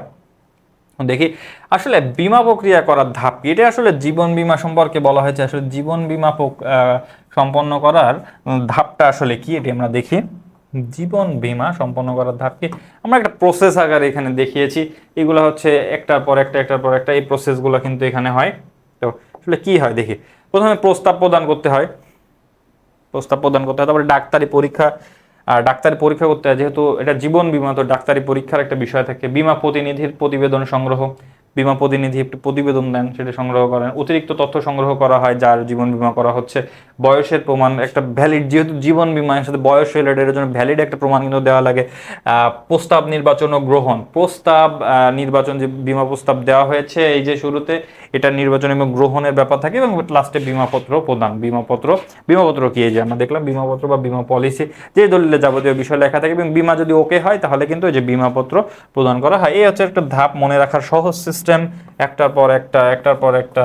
তো এইগুলা মনে রাখতে পারলে কিন্তু তোমরা পরীক্ষায় খুব সহজভাবে তোমরা অ্যান্সার করতে পারবে। এবং পরীক্ষায় যদি তোমরা এই চার্টটি ফলো করো এবং এভাবে যদি তোমরা লিখে দাও, তাহলে তো তোমরা নিশ্চিত ইনশাল্লাহ তোমরা একটা ভালো নাম্বার পাবে ওখানে। ঘতে আসলে 3 বা 4-এ 4 বা 3-এ 3 তোমরা পাবে। তারপরে দেখি নৌ বিমার ক্ষেত্রে আসলে পলিসিগুলা কি কি। জীবন বিমার ক্ষেত্রে অনেকগুলো ধাপ, কিন্তু নৌ বিমার ক্ষেত্রে হচ্ছে এখানে দেশে কর্মরত বিভিন্ন সাধারণ বীমা প্রতিষ্ঠান থেকে নৌ বিমাপত্র নেওয়ার জন্য প্রথমে প্রস্তাব ফর্ম সংগ্রহ করতে হয়। মানে তুমি যেমন এখানে প্রস্তাব প্রদান করছো না, এটা তো কিভাবে একটা ফর্মের মাধ্যমে তো দিতে হবে। এখানে সেম যে প্রস্তাব ফর্ম সংগ্রহ করতে হয়, তা যথাযথভাবে পূরণ করে প্রয়োজনীয় দলিলপত্র সহ জমা দিতে হয় বিমাকারী প্রতিষ্ঠানের কাছে। প্রয়োজনীয় দলিলপত্র সহ কিন্তু এগুলো জমা দিতে হয়। এরপর বিমাকারী প্রতিষ্ঠান তারা ভালোভাবে যাচাই বাছাই করে সন্তুষ্ট হলে উক্ত প্রস্তাব গ্রহণ করে। মানে এইখানেও কিন্তু প্রস্তাব প্রদান করা হচ্ছে এবং বিমাকারী প্রতিষ্ঠান কিন্তু এটা গ্রহণ করতেছে। নৌ বিমার ক্ষেত্রেও কিন্তু ঠিকই প্রস্তাবকারীর প্রস্তাব কিন্তু গ্রহণ করা হচ্ছে, এবং কি কি করণীয় ওইটিও কিন্তু এখানে বলে দেওয়া হচ্ছে, জানিয়ে দেয়। অবশেষে প্রিমিয়াম জমা দিতে হবে। প্রিমিয়াম জমা দিলে যাবতীয় প্রক্রিয়া সম্পন্ন করে নৌ বিমাপত্র দেওয়া হয়। মানে কি, নৌ বিমাপত্র দিতে গেলে কিন্তু প্রিমিয়াম জমা দেওয়া লাগবে, এটি সব ক্ষেত্রেই কার্যকর। তারপরে দেখি বিমা ব্যবস্থার মধ্যে সবচেয়ে পুরাতন হলো নৌ বিমা, ওল্ডেস্ট, সবচেয়ে পুরাতন হলো কি নৌ বিমা। নৌ বিমা হচ্ছে সবচেয়ে পুরাতন। এরপর দেখি অগ্নিবিমা। অগ্নিবিমাটা কি, নিবন্ধন প্রক্রিয়াটা কি আসলে অগ্নিবিমা, এটা দেখি। কি অগ্নিবিমার ক্ষেত্রে প্রস্তাব ফর্ম সংগ্রহ পূরণ করে তার সত্তা সচরিত্রতার সনদ, মানে সে যে তার যে উত্তম চরিত্র অধিকারী, এটার কিন্তু একটা সনদ দিতে হয়। কেন দিতে হয়, কারণ অগ্নিবিমার ক্ষেত্রে অসাধু অনেকেই আছে যারা হচ্ছে বিমার টাকাটা সংগ্রহের জন্য কিন্তু আগুন ধরিয়ে দেয় প্রতিষ্ঠানে। এটা কিন্তু অনেক জায়গায় দেখা যায়, বাংলাদেশে দেখা যাচ্ছে। এই জন্য সচ্চরিত্রতার সনদ কিন্তু এখানে দিতে হবে মাস্ট। অন্য দলিলপত্র সহ বিমাকারীর কাছে আবেদন জমা দিতে হয়। বিমাকারী উক্ত প্রস্তাব এবং সংযুক্ত দলিলপত্র যাচাই করে সন্তুষ্ট হলে প্রস্তাবিত বীমার বিষয়বস্তু বা সম্পত্তি পরিদর্শনে উদ্যোগ নেয়। এটা এমন একটা বিষয় যে সচ্চরিত্রতা সনদ দিতে হবে এবং এটি কিন্তু পরিদর্শন করতে হয়। মানে অফিসিয়াল ওয়েতে দিয়ে দিলাম, আবেদন করলাম, পেয়ে গেলাম, বিষয়টা কিন্তু এরকম না। জীবন বীমার ক্ষেত্রে যেমন তোমার স্বাস্থ্য পরীক্ষা করতে হয়, তারপরে বয়সের যাচাই করতে হয়, এখানে ঠিক তেমনই প্রতিষ্ঠান বা ধরো তুমি একটা গোডাউনের জন্য অগ্নিবীমা করতেছো, তো ওই গোডাউনটা কি আসলে এক্সিস্ট করে কিনা, অবস্থান আছে কিনা, সেটা তো দেখতে হবে, ভালোভাবে যাচাই করতে হবে। প্রস্তাব গ্রহণ করা হয়। কোনো সমস্যা থাকলে কিন্তু তারা ওই সমস্যাগুলো আইডেন্টিফাই করে। তারপরে কি এরও প্রিমিয়ামের ব্যাপারে নির্দেশনা দেওয়া হয়। এরপর হচ্ছে প্রিমিয়ামের ব্যাপারে নির্দেশনা দেওয়া হয়। প্রিমিয়াম দেওয়ার মাধ্যমে বীমা করার প্রক্রিয়া সম্পন্ন হয়ে যায় এবং বীমাপত্র দেওয়া হয়। মানে প্রিমিয়াম কিন্তু তোমার মাস্ট দিতে হচ্ছে সব জায়গায়, জীবন বীমা, নৌ বীমা, তারপর হচ্ছে অগ্নি বীমা, সব ক্ষেত্রে কিন্তু প্রিমিয়াম দিতে হচ্ছে। তারপরে কি সাধারণত প্রস্তাব স্বীকৃতির সময় থেকে এর কার্যকারিতা শুরু হয়। প্রস্তাবের স্বীকৃতি পাওয়ার সাথে সাথে কিন্তু অগ্নি বীমার কার্যপ্রক্রিয়া কিন্তু শুরু হয়ে যায়। আচ্ছা, কার্যকারিতা শুরু হয়ে যায়। এখন আমরা পেটেন্ট, কপিরাইট, ট্রেডমার্ক দেখলাম, জীবন বীমা সম্পর্কে, বীমা আইন বা বীমা সম্পর্কে কিন্তু আমরা জানলাম। এখন আমরা দেখব যে আসলে প্রাকৃতিক যে বিষয়গুলো বাংলাদেশে আছে এবং প্রকৃতির সংরক্ষণ আইন যেগুলো আছে এইগুলো নিয়ে কিন্তু আমরা এখন আলোচনা করব। তো দেখি পরিবেশ আইন, হ্যাঁ, প্রকৃতি বা পরিবেশ সংরক্ষণ, পরিবেশ উন্নয়ন ও পরিবেশ দূষণ রোধ নিয়ন্ত্রণের জন্য দেশে পরিবেশ আইনের প্রচলন আছে। হ্যাঁ, পরিবেশ আইন, বিধিমালা এগুলোর প্রচলন কিন্তু অবশ্যই আছে। তারপর দেখি উক্ত আইনে পরিবেশ সংরক্ষণ, উন্নয়ন ও দূষণ নিয়ন্ত্রণের জন্য প্রয়োজনীয় বিধিবিধানের উল্লেখ আছে। হ্যাঁ, মানে আইন থাকলে তো বিধিবিধানের কোন কোন ক্ষেত্রে এগুলো প্রয়োগ করা যাবে, মানে কি করা যাবে, কি করা যাবে না, এই বিধিবিধানগুলো কিন্তু থাকে। উক্ত আইন ভঙ্গের জন্য 10 বছর পর্যন্ত কারাদণ্ড, 10 লক্ষ টাকা পর্যন্ত জরিমানা দেওয়া হয়। মানে 10 লক্ষ টাকা 10 বছরের জন্য জরিমানা, আবার উভয় দণ্ডে দণ্ডিত হওয়ার বিষয়ও কিন্তু থাকে। 1972 সালে পরিবেশ বিষয়ে কিন্তু একটা বিশেষ কনফারেন্স হয়। কোথায় হয়? স্টকহোমে হয়। কোথায়? স্টকহোমে কনফারেন্স অনুষ্ঠিত হওয়ার পর পরিবেশ সংরক্ষণের বিষয়টি বিশেষভাবে গুরুত্ব পায়। বর্তমানে এই পরিবেশ বিষয়টা কিন্তু খুবই খুবই গুরুত্বপূর্ণ। পরিবেশ নিয়ে অনেক অনেক কনফারেন্স, অনেক কিছু হচ্ছে, অনেক সম্মেলন হচ্ছে। তো ঠিক সেরকম একটি সম্মেলন হচ্ছে 1972 সালে হয়। কোথায়? 1972 সালে স্টকহোমে হয়। স্টকহোমে কিন্তু হয়। তো কি হয়? পরিবেশ নিয়ে একটা কনফারেন্স হয়। এবারে কিন্তু বিষয়টার গুরুত্ব কিন্তু উপলব্ধি করা যায়, গুরুত্ব কিন্তু উপস্থাপন করা যায়। তো এবার এই বিষয়টি বিশেষ গুরুত্ব পায়। এরই পর ব্রাজিলে, কোথায়? ব্রাজিলে 1992 সালে বিশ্বকাপ হচ্ছে। তোমরা তো অনেকে হয়তো ব্রাজিল সাপোর্ট করো। তো এই ব্রাজিলে কত সালে? 1992 সালে কিন্তু একটি আর্থ সামিট হয়। মানে আর্থ সামিট কিন্তু 1992 সালে হয়। এই আর্থ সামিটের পর হচ্ছে বাংলাদেশে জাতীয় পরিবেশ নীতি প্রণয়ন করা হয়। আর্থ সামিটও হয় বাংলাদেশে 1992 সালে। জাতীয় পরিবেশ নীতি কিন্তু প্রণয়ন করা হয়। এরপর পরিবেশ নীতির পর পরিবেশ সংরক্ষণ আইন 1995 কিন্তু পাশ করা হয় এবং সংশোধিত হয় 2010 সালে। তাহলে যদি প্রশ্ন করে পরিবেশ সংরক্ষণ আইনটি কত সালে, তাহলে হচ্ছে কত? 1995 সালের আইন কিন্তু ফলো করা হয় এবং এই আইনটি কিন্তু সংশোধন করে 2010 সালে এটি সংশোধন করা হয়। এছাড়াও বাংলাদেশে শব্দ দূষণ নিয়ন্ত্রণ বিধিমালা 2006 এবং ইট পোড়ানো নিয়ন্ত্রণ বিধিমালা 2004 কিন্তু প্রচলন আছে। দূষণ এবং এর বিভিন্ন ধরনের প্রকারের দূষণ রোধে কিন্তু বিভিন্ন ধরনের বিধিমালা কিন্তু প্রণয়ন আছে। তো পরিবেশ সংরক্ষণ আইন যেটা আছে না, এটা নিয়ে বেশ অনেক জায়গায় প্রশ্ন এসেছে। 1995 সালে কিন্তু এই আইনটি কিন্তু প্রণয়ন করা হয় এবং এটি কিন্তু ফলো করা হয় এবং 2010 সালে কিন্তু এটি সংশোধন করা হয়। তারপরে আমরা দেখি পরিবেশ আইন ও ব্যবসায়। আমরা পরিবেশ আইন ও ব্যবসা দেখছি। পরিবেশ আইন ও ব্যবসার মধ্যে একটি মানে কি সম্পর্ক কি আছে, মানে আইনের সাথে আসলে ব্যবসায় কি? ওই ব্যবসায়ের যে পরিবেশগত দিকগুলো আছে এইগুলার সাথে কিন্তু আইনটা জড়িত। আইন কেন জড়িত? মানে আমরা তো ব্যবসায় পরিবেশ চ্যাপ্টারটা পড়ছি। ওই ব্যবসায় পরিবেশ চ্যাপ্টারে বিভিন্ন ধরনের পরিবেশের উপাদান সম্পর্কে আমরা জানছি। অর্থনৈতিক, সামাজিক, প্রযুক্তিগত, আইনগত বিভিন্ন উপাদান দেখছি না। তো এইগুলোর সাথে কিন্তু আইনের সম্পর্ক আছে। সবগুলোর সাথে কিন্তু মানে ব্যবসায়ের সাথে কিন্তু পরিবেশ আইনের সম্পর্ক আছে। সেটি দেখি। পরিবেশ আইন ও ব্যবসায়ের মধ্যে প্রত্যক্ষ সম্পর্ক রয়েছে। পরিবেশ আইনের কারণে একদিকে ব্যবসায়িক কর্মকাণ্ড সুনির্দিষ্ট উপায়ে পরিচালিত হয়, অন্যদিকে দীর্ঘমেয়াদী ব্যবসায়িক পরিবেশ বিরাজমান থাকে। প্রশ্ন আসবে যে আসলে কি সম্পর্ক বিদ্যমান পরিবেশ আইন ও ব্যবসায়ের মধ্যে? কি সম্পর্ক বিদ্যমান? খ নম্বরে প্রশ্ন আসবে, এটি কি সম্পর্ক বিদ্যমান? তো এখানে উত্তর দেওয়া আছে। পরিবেশ আইন প্রয়োগের মাধ্যমে ব্যবসায়ের গতি বৃদ্ধিতে অনেক পরিবর্তন আসতে পারে। গতি পদ্ধতিতে কিন্তু অনেক পরিবর্তন আসে, মানে আইন প্রয়োগ করলে কিন্তু পরিবর্তনও আসে। তো এই যে যেমন ধরো ইটিপি, এর জন্য তো একটা আইন আছে। ইটিপি, ইফ্লুয়েন্ট ট্রিটমেন্ট প্লান্ট, এইগুলোর জন্য তো এগুলো মানে ফলো করার জন্য আইন আছে। তো এগুলো কি পরিবেশগত আইনের মাধ্যমে কিন্তু এগুলো ফলো করা হয়। যেমন ঢাকা শহরে নির্দিষ্ট মেয়াদ উত্তীর্ণ যানবাহন চলাচলের নিষেধাজ্ঞা রয়েছে। মানে মেয়াদ থাকে একটা, এই মেয়াদের বাইরে কিন্তু যানবাহন চলাচল করা যায় না। তো এই যার প্রতিরোধে কিন্তু একটা নিষেধাজ্ঞা রয়েছে। এর ফলে গাড়ির ব্যবসায় যেমন কিছু পরিবর্তন এসেছে। না আইন যেহেতু করা হয়েছে যে মানে নির্দিষ্ট সময়ের পর নির্দিষ্ট সময় হয়ে গেলে তারপরে কিন্তু এই গাড়িগুলো চালানো যাবে না। এই জন্য কিন্তু ব্যবসায় প্রতিষ্ঠান যারা গাড়ির ব্যবসা করে তাদের কিন্তু আইন আছে। তো তারা কিন্তু তাদের আইন নেই, মানে তারা কিন্তু আইনগুলো ফলো করে এবং তাদের ব্যবসায় কিন্তু পরিবর্তন এনেছে। মানে আইনের কারণে কিন্তু পারিপার্শ্বিক পরিবর্তন হয়। আচ্ছা, আইনের কারণে পারিপার্শ্বিক পরিবর্তন হয়। তেমনি বায়ু দূষণ ও শব্দ দূষণে এর ইতিবাচক প্রভাব পড়েছে। বায়ু দূষণ এবং বায়ু দূষণ হয় না, মানে যানবাহনের কালো ধোঁয়ার মাধ্যমে বায়ু দূষণ হয়, শব্দ দূষণ হয়, সাউন্ড হয়, ইঞ্জিনের শব্দ দূষণ হয়, অনেক সমস্যাগুলো তো হয়। এই আইন প্রণয়নের মাধ্যমে কিন্তু এগুলো কমেছে এবং ইতিবাচক পরিবর্তন হয়েছে। পলিথিন ব্যাগ উৎপাদন ও বিপণন কিন্তু নিষিদ্ধ করা, এই সম্পর্কিত ব্যবসা কিন্তু নিষিদ্ধ রয়েছে। পলিথিন আইন দিয়ে কিন্তু পলিথিন উৎপাদন এবং বিপণন কিন্তু নিষিদ্ধ, তবে আইন মানা হয় না যেসব জায়গায়, এগুলোতে তো উৎপাদন করা হয়। তবে এটা আইন যখন প্রয়োগ করা হয় তখন কিন্তু যারা উৎপাদক করে তারা কিন্তু শাস্তি পায়। পরিবেশ ছাড়পত্র সংগ্রহ সময় সাপেক্ষ ব্যাপার হলেও এর মাধ্যমে পরিবেশ সুরক্ষার পাশাপাশি ব্যবসায়িক স্থায়িত্ব বাড়ে। শিল্প প্রতিষ্ঠান কলকারখানা স্থাপন করতে গেলে কিন্তু পরিবেশ অধিদপ্তর থেকে কিন্তু ছাড়পত্র নেওয়া লাগে, সময় লাগে, কিন্তু এটি কিন্তু ইতিবাচক পরিবর্তন আনতে সহায়তা করে। তারপরে কি, পরিবেশ আইনের সুষ্ঠু প্রয়োগ এবং অনুসরণ ব্যবসায় বান্ধব পরিবেশ তৈরি করে।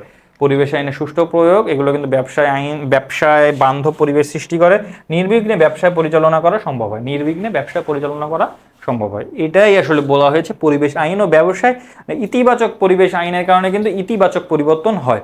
তারপরে দেখি, ব্যবসা প্রতিষ্ঠান কর্তৃক পরিবেশ দূষণ এবং এর ফলাফল এবং দূষণ রোধে করণীয়। কি বলা হয়েছে? ব্যবসায় প্রতিষ্ঠান কর্তৃক পরিবেশ দূষণ এবং এর ফলাফল এবং দূষণ রোধে করণীয় কি? পরিবেশ দূষণ হলো একটি সংক্রমণ প্রক্রিয়া, কিভাবে, যা বিভিন্ন দূষণ এবং বিষাক্ত পদার্থের মাধ্যমে সংগঠিত হয়। পরিবেশ দূষণ মানে এটা কি হলো যে মানে সংক্রমণ প্রক্রিয়া মানে কি, এটা মানে কেউ যখন করতে থাকে তখন অন্য মানুষজনও করে এবং একটার সাথে কিন্তু আরেকটা কানেক্টেড। এই মাটি দূষণ হলে ওটার সাথে পানি একটা কানেকশন আছে, মানুষ তো ক্ষতিগ্রস্ত হয়, এই জন্য বলা হয়েছে সংক্রমণ প্রক্রিয়া। এই দূষণ বলতে মাটি, পানি, বায়ুর বৈশিষ্ট্যগুলোর মধ্যে অনাকাঙ্ক্ষিত পরিবর্তনকে বোঝায়। মানে দূষণ বলতে, আচ্ছা দূষণ বলতে কি বোঝায়? অনাকাঙ্ক্ষিত পরিবর্তনকে বোঝায়, আসলে নেতিবাচক পরিবর্তনকে যেটি বোঝায়। অনাকাঙ্ক্ষিত বা আমরা যদি একটু দেখি, নেতিবাচক পরিবর্তনকে বোঝায় যা মানুষ ও অন্যান্য জীবজন্তু এবং তাদের পরিবেশের জন্য ক্ষতিকর। মানুষ ও অন্য জীবজন্তু এবং তাদের পরিবেশের জন্য ক্ষতিকর। এ দূষণ চারভাবে হতে পারে। কয়ভাবে হতে পারে? চারভাবে হতে পারে। তো এই যে সংক্রমণ প্রক্রিয়া বললাম, এটির সাথে দুইভাবে এটি ব্যাখ্যা করা যায়। একটা হচ্ছে দূষণ চলতে থাকলে মানুষও এই দূষণের সাথে যুক্ত হয়, আর হচ্ছে একটা দূষণের সাথে আর একটা দূষণ কিন্তু কানেক্টেড, মানে বিভিন্ন দিক বিবেচনায় কিন্তু কানেক্টেড হয়ে যায়। হ্যাঁ, তো এই যে শব্দ দূষণ, বায়ু দূষণ, আমরা যদি গাড়ির কথা বলি, যে ঢাকা শহরের গাড়ির কথা বললাম, ইঞ্জিনের যে শব্দ, এটির মাধ্যমে যখন দূষণ হয়, মানে হয়তো তাই না, একটা হয়তো বায়ু ও কিন্তু দূষণ হচ্ছে, মানে এক জায়গা থেকে হচ্ছে। তো এই জন্য বলা হয়েছে। তারপরে দেখি চারভাবে হতে পারে, কয় ভাগে, মানে কি কি? বায়ু দূষণ, পানি দূষণ, মাটি দূষণ, শব্দ দূষণ। ঠিক আছে, নিচে এগুলো কারণ, ফলাফল, প্রতিকার সম্পর্কে আলোচনা করা হলো। এগুলো আসলে কি কি কারণে হয় সেগুলো কারণ এবং ফলাফল বলা হলো। বায়ু দূষণ, কলকারখানা থেকে নির্গত কার্বন মনোক্সাইড, ক্লোরোফ্লোরোকার্বন, এসি বা এগুলো থেকে যখন আসে, বিভিন্ন বেশি মাত্রায় যানবাহন চলাচল, মেয়াদ উত্তীর্ণ ত্রুটিযুক্ত ফিটনেসবিহীন যানবাহন ব্যবহার, কারখানায় ব্যবহৃত রাসায়নিক দ্রব্য পোড়ানো, পলিথিন পোড়ানো সহ বিভিন্ন কারণে কিন্তু বায়ু দূষণ হয়ে থাকে। মানে কি, কলকারখানা, এসি, তারপরে বায়ু, কারখানার বিভিন্ন রাসায়নিক যে পদার্থগুলো আছে সেগুলো পোড়ানো, এছাড়াও টায়ার পোড়ানো, অনেকগুলো কারণে কিন্তু বায়ু দূষণ হতে পারে। বায়ু দূষণ হতে পারে। ফলাফল কি? বায়ু দূষণের কারণে ফলাফল নিচে উল্লেখ করা হলো। বায়ু দূষণের ফলে মানুষের হৃৎপিণ্ড, ফুসফুস, যকৃৎ, মস্তিষ্ক সরাসরি প্রভাবিত হয়। সরাসরি কিন্তু প্রভাবিত হয়। মার্কারি, লিড, অন্য মেটাল বায়ুতে মিশ্রণের ফলে শিশুর বৃদ্ধিরোধ, স্নায়ুবিক রোগ সহ দুরারোগ্য ব্যাধি কিন্তু হতে পারে।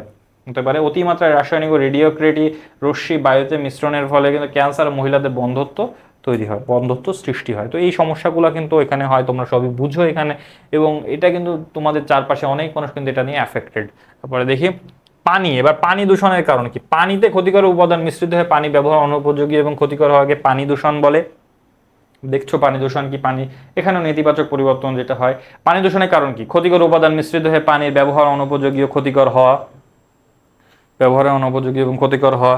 খনিজ বজ্র, রং, চামড়া, টেক্সটাইল সহ অন্যান্য কারখানায় বজ্র পানিতে নিক্ষেপের ফলে পানি দূষিত হচ্ছে। হ্যাঁ হচ্ছে, তো পানি তো দূষণ হচ্ছে। জাহাজের বিভিন্ন বজ্র সমুদ্রে নিক্ষেপ, জাহাজ দুর্ঘটনার ফলে জ্বালানি সমুদ্রে পানিতে মিশে যাওয়া, ইঞ্জিন চালিত অন্যান্য জলযান থেকে নিঃসরিত তেল পানিতে মেশার ফলে কিন্তু পানি দূষণ হচ্ছে। এই কারণগুলো ছাড়া অনেক কারণে পানি দূষণ হয়ে থাকে। ময়লা আবর্জনা ফেলা হয়, কলকারখানার মানে আবর্জনা ফেলা হয়, বিভিন্ন জায়গায় খাল বিলের পানিতে কিন্তু সোসাইটি, সমাজের নালা তৈরি করে সেখানে কিন্তু বজ্র পদার্থগুলো ফেলা হয়, এই কারণে কিন্তু পানি দূষণ হয়। তার ফলাফল কি? বিভিন্ন পানিবাহিত রোগ, দেখা টাইফয়েড, পানির কারণে টাইফয়েড হয়। ঢাকা শহরে বাহিরে খোলা অস্বাস্থ্যকর পরিবেশে যে জুসগুলো তৈরি হয়, মানে বা পানি, আমরা দূষণের কথা বললে যে জুসগুলো বা এই যে জিনিসগুলো, এখানে কিন্তু খারাপ খারাপ বিভিন্ন ধরনের পদার্থ থাকে, সেগুলোর কারণে কিন্তু টাইফয়েড হয়। এবং শুধু এইগুলাই না, তুমি যে পানি দূষণ হচ্ছে নদীতে বা খাল বিলে, সেগুলো তো শুধু ঢাকা সহ না, বাইরে এগুলো তো ব্যবহারযোগ্য হিসাবে ব্যবহার করা হয় দূর দূরান্তে, চট্টগ্রাম সহ পাহাড়ি অঞ্চলে বিভিন্ন জায়গায় তো ব্যবহার করা হয়। দূষণ হলে তো টাইফয়েড জীবাণুগুলো সংক্রমণ করবে, টাইফয়েড হতে পারে, হেপাটাইটিস হতে পারে, যেটা হয় একসাথে হয়। তো আমাশয়, পোলিও, স্ক্যাভিস প্রভৃতি রোগের প্রাদুর্ভাব হয়, সংক্রমণ রোগের প্রাদুর্ভাব হয় কিন্তু এই পানির মাধ্যমে। পানিতে অবস্থানকালে জলজ প্রাণী যথা মাছ, কীটপতঙ্গ, অন্যান্য উদ্ভিদের মৃত্যু হয় দূষিত হয়ে গেলে, বেশি মাত্রায় হতে পারে হয় এগুলা। নদী ও হ্রদের পানি দূষণের ফলে বিশুদ্ধ খাবার পানি উৎস নষ্টে, সুপেয় পানির ঘাটতি দেখা দেয়। মানে টিউবওয়েলের পানি ছাড়াও তো আসলে নদী, সুপেয় পানি, বিভিন্ন তো হ্রদ, এগুলা কিন্তু মানুষ কিন্তু নির্ভরশীল। তো এইগুলা কিন্তু দূষণ হলে ক্ষতিগ্রস্ত হয় মানুষই সর্বশেষ। দেখি শব্দ দূষণ, শব্দ উচ্চারণ, বাজনা বাজানো, শব্দের ব্যবহারের নামই শব্দ দূষণ। শব্দ দূষণে কি কি কারণ থাকতে পারে শব্দ দূষণের? যন্ত্রপাতি, সাইরেন, জেনারেটর, পাম্প, অন্যান্য মেশিন থেকে অতিমাত্রায় শব্দ নিঃসরণ হয়। ইঞ্জিন, ওই যে বাসের যে ইঞ্জিন যেগুলো আছে, ইঞ্জিন, তো অপরিকল্পিতভাবে কলকারখানা স্থাপনের ফলে যন্ত্রপাতি থেকে অতিমাত্রায় শব্দ নিঃসরণ হয়, অতিমাত্রায় শব্দ নিঃসরণ হয়। বিমান উড্ডয়ন এবং ত্রুটিপূর্ণ অননুমোদিত গাড়ি থেকে অতিমাত্রায় শব্দ নিঃসরণ, যেটি বললাম একটু আগেই। শ্রম, অসন্তোষ, বিক্ষোভের কারণে, মিছিল, মিটিং, মাইকিং এর ফলে, হ্যাঁ মাইকিং এর ফলে তো অনেক শব্দ দূষণ হয়। তারপরে কি নির্মাণ ও ভাঙার ক্ষেত্রে উচ্চ শব্দ নিঃসরণকারী যন্ত্রের ব্যবহার প্রভৃতি। যখন ইট ভাঙে কারোর এলাকায়, তোমরা দেখবা না ইট ভাঙার কিন্তু মেশিন আছে একটা, ওখানে সারাদিন এত শব্দ হয়, টিকে থাকা কঠিন হয়। তো এইগুলো হচ্ছে বিভিন্ন ধরনের শব্দ দূষণের কারণ। ফলাফল কি? উচ্চ রক্তচাপ, হাই ব্লাড প্রেশার, স্ট্রোক, হৃদরোগের ঝুঁকি বাড়ে, অনেক বাড়ে এগুলো শব্দের কারণে, অনেক বাড়ে। অনিদ্রা, মাথা ব্যথা, মানসিক অস্থিরতা, দুর্বল স্মৃতিশক্তি, শ্রবণ শক্তি কমা প্রভৃতির মতো শারীরিক মানসিক সমস্যার সৃষ্টি। নবজাত শিশুর মানসিক বিকাশে বাধা সৃষ্টি, হ্যাঁ। সাধারণ লোকজনের মানসিক বিপর্যয়, ছেলেমেয়েদের পড়াশোনা অমনোযোগিতা বৃদ্ধি। শিক্ষার্থীদের জন্য, যেহেতু তোমরা স্টুডেন্টস, তো এইখানে কিন্তু এই যে শব্দ দূষণের ফলে কিন্তু লেখাপড়া আসলে অনেক অমনোযোগিতা তৈরি হয়। চারিপাশে শব্দ হলে, গান বাজনা হলে, অতিমাত্রা, অতি সাউন্ড নিয়ে যদি এগুলো হয়, তাহলে কিন্তু শব্দ দূষণের পরিমাণ বাড়ে। এরপরে কি আমরা আইএসও নিয়ে দেখব। আমরা দূষণগুলো সম্পর্কে জানলাম, এখন আমরা দেখবো যে আইএসও কি। আইএসও হচ্ছে international organisation for standardisation, or ISO, international organisation for standardisation. মানে একটা নির্ধারিত মান, তোমার শিল্প, তোমার পণ্য, এগুলো তো একটা নির্ধারিত মান অনুযায়ী তার ব্যালেন্স রেখে তার চলতে হবে। এই মান নির্ধারণকারী আন্তর্জাতিক প্রতিষ্ঠানই হচ্ছে কি আইএসও। তা দেখি, প্রত্যেক পণ্য বা সেবা উৎপাদন করে নিজ দেশের মানদণ্ড অনুযায়ী, মানে প্রত্যেক পণ্য বা সেবা কিন্তু নিজ দেশের একটা মানদণ্ড অনুযায়ী উৎপন্ন করা হয় নিজ দেশ। তাহলে বাংলাদেশের মানদণ্ড নির্ধারণকারী প্রতিষ্ঠান কি? বিএসটিআই। বাংলাদেশের মানদণ্ড নির্ধারণকারী প্রতিষ্ঠান কি? বিএসটিআই। আমরা যদি বাংলাদেশ দিয়ে একটু দেখিয়ে দিই, বিএসটিআই, তাও দেখি তারপর কি। কিন্তু বর্তমান সময়ে পণ্য বা সেবার বাজার একটি নির্দিষ্ট ভৌগোলিক সীমার মধ্যে নেই। হ্যাঁ, আসলেই তো নেই। তুমি রপ্তানি বাণিজ্যের সাথে যুক্ত হচ্ছে, বিভিন্ন ধরনের আন্তর্জাতিক সম্পর্ক তৈরি হচ্ছে, বাইরে পণ্য যাচ্ছে আসলে, তাহলে কিন্তু মানে নির্দিষ্ট বাংলাদেশে বিএসটিআই এর মান দিলেই হবে না, তোমার আন্তর্জাতিক স্ট্যান্ডার্ড ফলো করতে হবে। বাংলাদেশের ডেনিম, বাংলাদেশের পোশাক তুমি যখন ইউএসএ তে রপ্তানি করবে, তো আন্তর্জাতিক স্ট্যান্ডার্ডাইজেশন কিন্তু এখানে থাকা লাগবে। তারপরে দেখি, তো এই যে মধ্যে বিশেষ করে মুক্তবাজার অর্থনীতি বা ক্রমবর্ধমান আন্তর্জাতিক বাজারের কারণে পণ্য বা সেবার মান আন্তর্জাতিক মানের হওয়া প্রয়োজন। বলে না আন্তর্জাতিক মানের পণ্য, তো ওই আন্তর্জাতিক মানের পণ্যটাই হওয়া প্রয়োজন এবং এই মানটাই নির্ধারণ করে ফলো করতে হয় আইএসওর মান। ঠিক আছে, অন্যথায় আন্তর্জাতিক বাজারে পণ্য বিক্রি প্রতিষ্ঠানের জন্য জটিল হয়ে পড়ে। এই জন্য 1947 সালে 23শে ফেব্রুয়ারি, কত সালে? 1947 সালের 23শে ফেব্রুয়ারি সুইজারল্যান্ডের জেনেভায় প্রতিষ্ঠিত হয় আন্তর্জাতিক মান সংস্থা। কোথায়? সুইজারল্যান্ডের জেনেভায় প্রতিষ্ঠিত হয় আন্তর্জাতিক মান সংস্থা ইন্টারন্যাশনাল অর্গানাইজেশন ফর স্ট্যান্ডার্ডাইজেশন বা আইএসও। কোথায় প্রতিষ্ঠিত হয়? সুইজারল্যান্ডের জেনেভায় প্রতিষ্ঠিত হয় কত সালে? 1947 সালের 23শে ফেব্রুয়ারি। দেখি, আইএসও হচ্ছে এক সেট মানদণ্ড যার ভিত্তিতে প্রতিষ্ঠান পণ্য বা সেবার আন্তর্জাতিক যে মান আছে, সেটি নিশ্চিত করে। এ মান কর্মসূচির আওতায় বিশেষজ্ঞগণ প্রতিষ্ঠানের উৎপাদন, অন্যান্য কার্যক্রম পরীক্ষার পর সনদ দেন। কিছু কাজ তো ফলো করতে হবে। কি কাজগুলো? প্রতিষ্ঠানের উৎপাদন ও অন্যান্য কার্যক্রম পরীক্ষার পর কিন্তু আইএসওর বিশেষজ্ঞগণ কিন্তু একটি সনদ দেন। আইএসও এর পূর্ণাঙ্গ সার্টিফিকেট প্রক্রিয়া সম্পন্ন করতে দীর্ঘ 18 মাস সময় লাগে। কত মাস?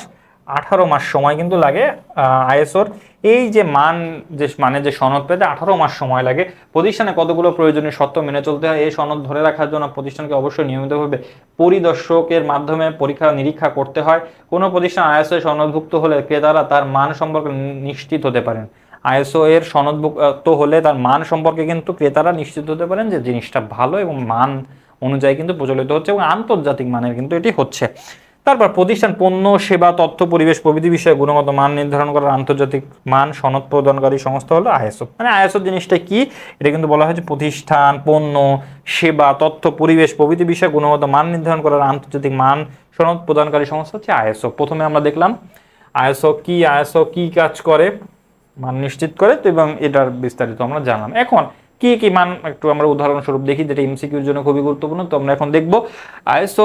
আচ্ছা, আইএসও এর মান কি কি? আইএসও এর অফিসিয়াল ভাষা 3টি, ইংরেজি ফার্সি এবং রুশ। ইংরেজি ফার্সি এবং রুশ। তো বর্তমানে এর সদস্য রাষ্ট্র হচ্ছে 177টি। কত বর্তমানে সর্বশেষ যে গবেষণা, সর্বশেষ যে নথি সেটা অনুযায়ী হচ্ছে 177টি রাষ্ট্র। বইয়ে প্রিভিয়াস তোমাদের বইগুলোতে যেগুলোতে আছে সেগুলোতে প্রিভিয়াস সালগুলোতে সদস্য সংখ্যা হয়তো দেওয়া আছে, কিন্তু আপডেট হচ্ছে 177টি রাষ্ট্র। 1987 সালে আইএসও 9000 নামে মান সনদ নির্দিষ্ট করে সর্বপ্রথম প্রকাশ করা হয়। কত? আইএসও 9000, কত? আইএসও 9000 প্রকাশ করা হয় কত সালে? 1987 সালে আইএসও 9000 কিন্তু প্রকাশ করা হয়। বিভিন্ন ক্ষেত্রে আইএসও এর মান সনদ দিয়ে থাকে, যেমন খাদ্য, পানি, সেবা, জলবায়ু, জ্বালানি প্রভৃতি। মানে এই বিষয়গুলোতে কিন্তু আইএসও মান দিয়ে থাকে। খাদ্য, সেবা, পণ্য, পানি, এগুলো জ্বালানি প্রভৃতি মান কিন্তু আইএসও দিয়ে থাকে। এই জন্য কিন্তু আইএসও এর মানগুলো কিন্তু খুবই গুরুত্বপূর্ণ। দেখো সবগুলাই কিন্তু জনগুরুত্বপূর্ণ বিষয়। খাদ্য, পানি, সেবা, জলবায়ু সবগুলো কিন্তু জনগুরুত্বপূর্ণ বিষয়। এখন আমরা এই যে আইএসও এর বিষয়বস্তু, কোন কোন বিষয়বস্তুতে আইএসও সনদ দেয় সেগুলো একটু দেখি। সবগুলাই খুবই খুবই গুরুত্বপূর্ণ। এগুলা কিন্তু তোমাদের সামনের এইচএসসি পরীক্ষা সহ তোমাদের অ্যাডমিশন টেস্টে কিন্তু এখান থেকে প্রশ্ন আসে। তো দেখি আইএসও 9000 কি? গুণগত মান ব্যবস্থাপনা, টোটাল কোয়ালিটি ম্যানেজমেন্ট, TQM এর মান, এর হচ্ছে সনদ দিয়ে থাকে। আইএসও 9000, আইএসও কত? 14000 কি দেয়? 14000 হচ্ছে পরিবেশগত ব্যবস্থাপনা সম্পর্কে তারা সনদ দেয়। আইএসও 26000 সামাজিক দায়বদ্ধতা সম্পর্কিত।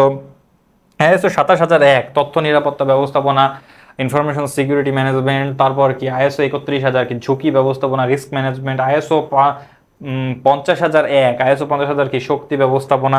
এইগুলো সম্পর্কে কিন্তু আইএসও মান যাচাই করে, সনদ দেয়, বিভিন্ন ধরনের কার্যক্রম পরিচালনা করে। এছাড়াও আছে, এগুলো গুরুত্বপূর্ণ।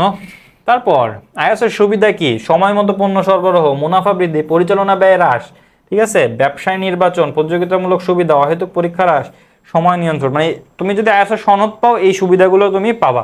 সময় মতো পণ্য সরবরাহ করতে পারবা, তারা মান সম্পর্কে তো তারা নিশ্চিত থাকবেই। মুনাফা বৃদ্ধি হবে, অনেক কাজ করতে পারবা তুমি।